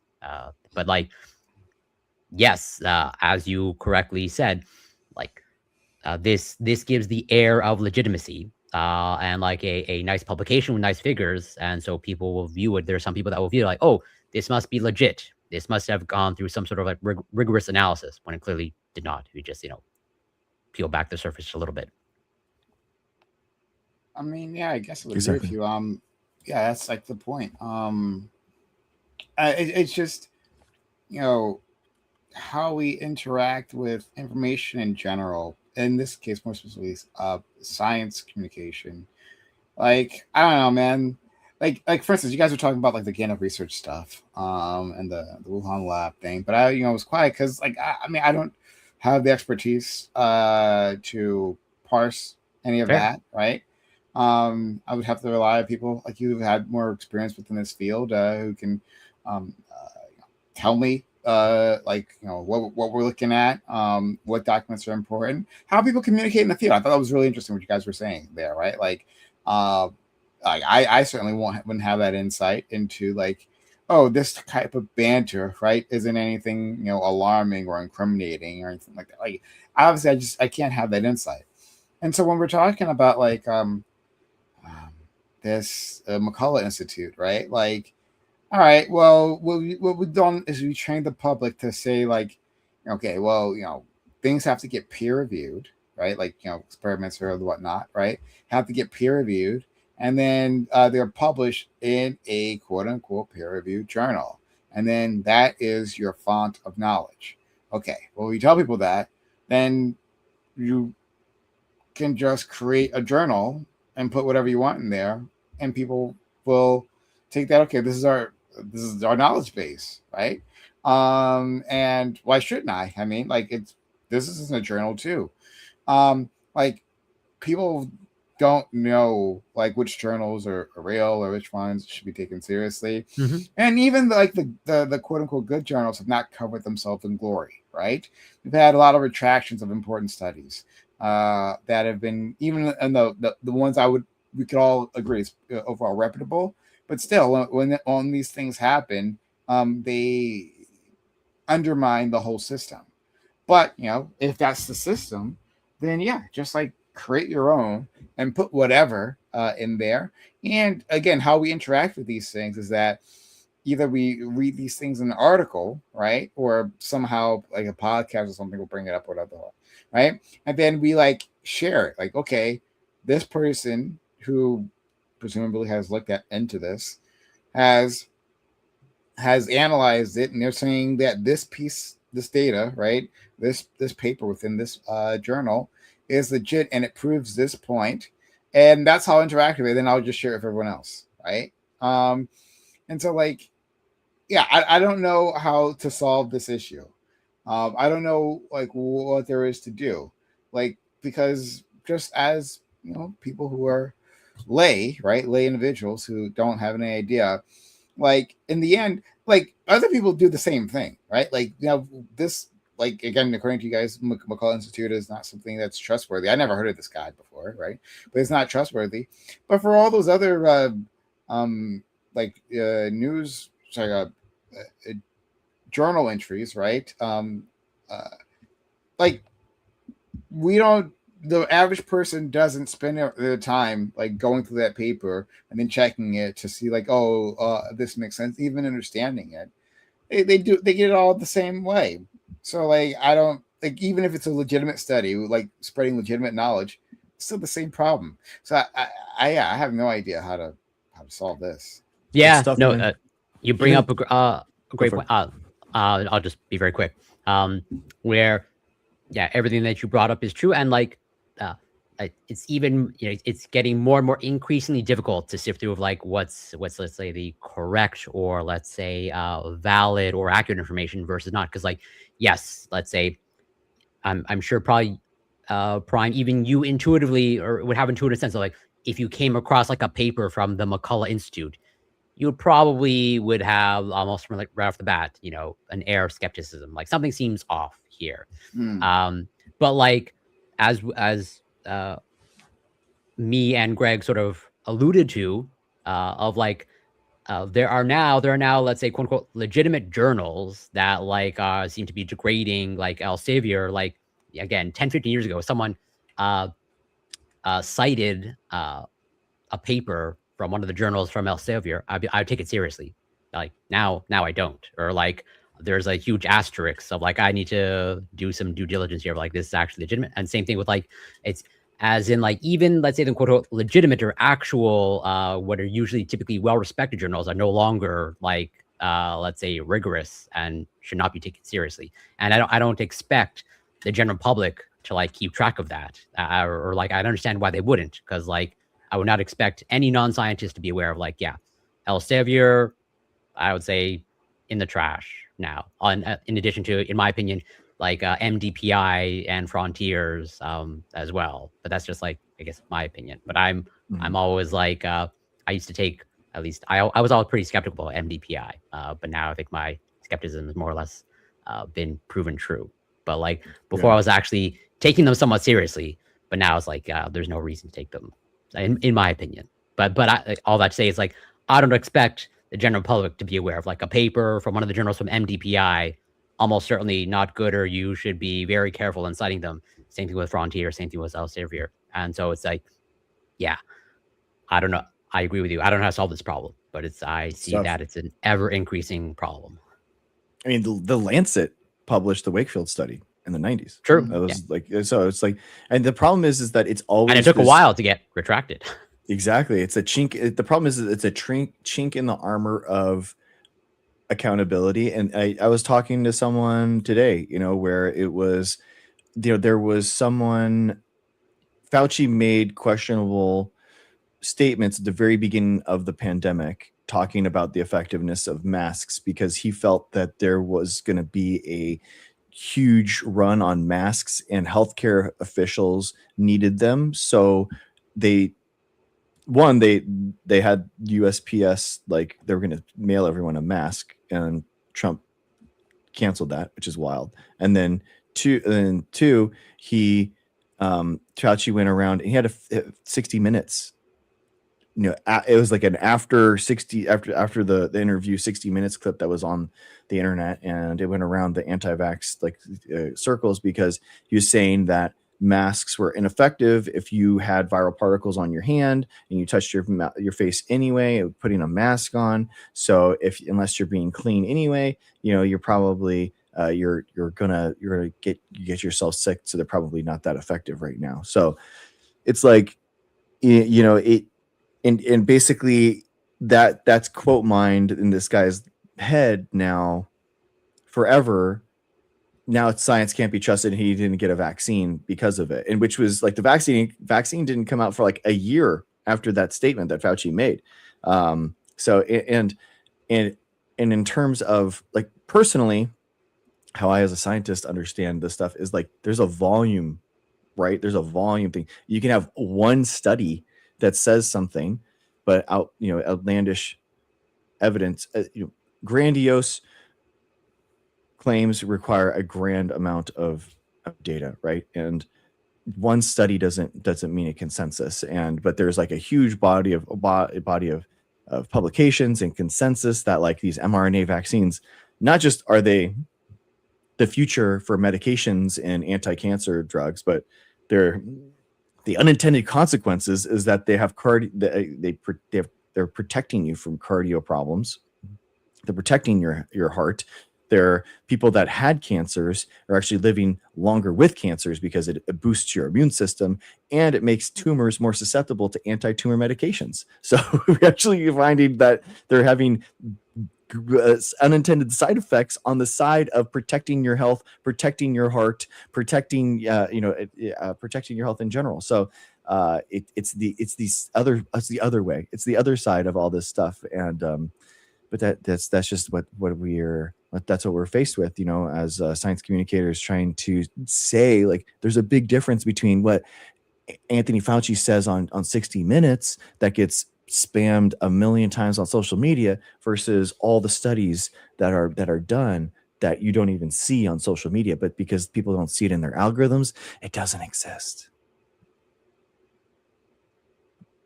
It's very frustrating, but I know it's late, guys. Thank you guys so much for coming. That was a really great night. I appreciate you guys. That was awesome. Likewise. Do you want to go with the outros?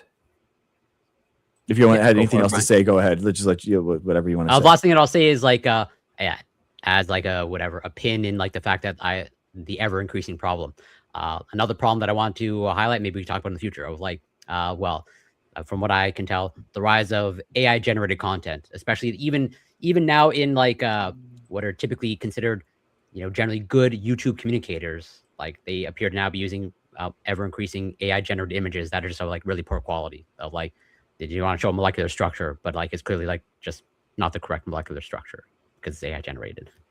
As in like there's a specific video that I came across by Rena Malik. I don't know if you know Rena Malik, but she's an OBG, I believe an OBGYN, and like generally, a successful science communicator and generally considered a valid source of medical information. But like there was a couple of videos of like they just used an AI generated image and trying to show like I think it was like the molecular structure of like estrogen or testosterone because they're talking about hormones, and I was like clearly off.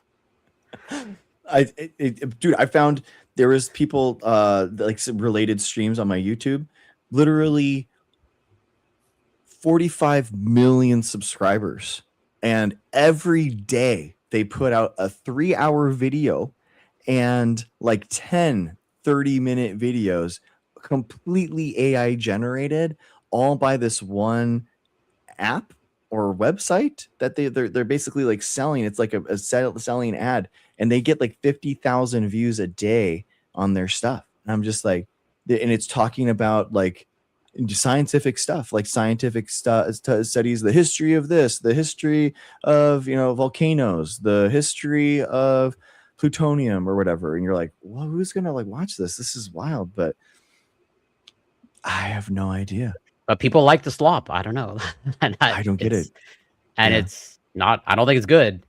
I don't even think it's either good either, man. I don't know what to do. And I do use AI for my like thumbnails and stuff because I don't know what to do. I don't know. It's very tough, dude. People say they don't like AI. A thumbnail is different than, you know, falsifying data. Yeah, false. And we already had, or like just showing a bad molecular structure, just like not accurate at all. We already had the Photoshop scandal was Alzheimer's research. Or was it? Yeah, it was Alzheimer's research, right? They were faking Western blot data by copying and pasting bands that didn't exist, and they were copying and pasting them on the. So decades of Alzheimer's research was erroneously pointed in a wrong direction because researchers were falsifying data. That's legitimately a gigantic problem. Huh? Yeah. Anyway, sorry that we could go forever on this. Thank you, Prime and Corey. Again, you're amazing. I got another super chat. Thank you, Prime and Corey, for always participating. You guys are always great to talk to, and I really look forward to these chats. Thank you for the kind. Find me on Twitch, YouTube, Kick, also. Prime Kai, PRIMECAYES. We do debates. It's a lot of fun. Come check it out. And yeah, it was enjoyable. Yeah, the Riveries on Monday nights, right? Prime, what time is it? 8 p.m. Eastern. Yeah. Right. And you can find me on Twitch, CoreyCam84, Twitter, X, YouTube, Instagram, Substack, TikTok, and despite everything I just listed, not Kick. I guess I should get on Kick. At It's Corey Campbell. And yeah, as always, it's been great. And look forward to next week. Right. Imagine not being on Kick. I mean, I know. What a loser am I? Yeah. I don't know, loser. Whatever. Take care. Be well.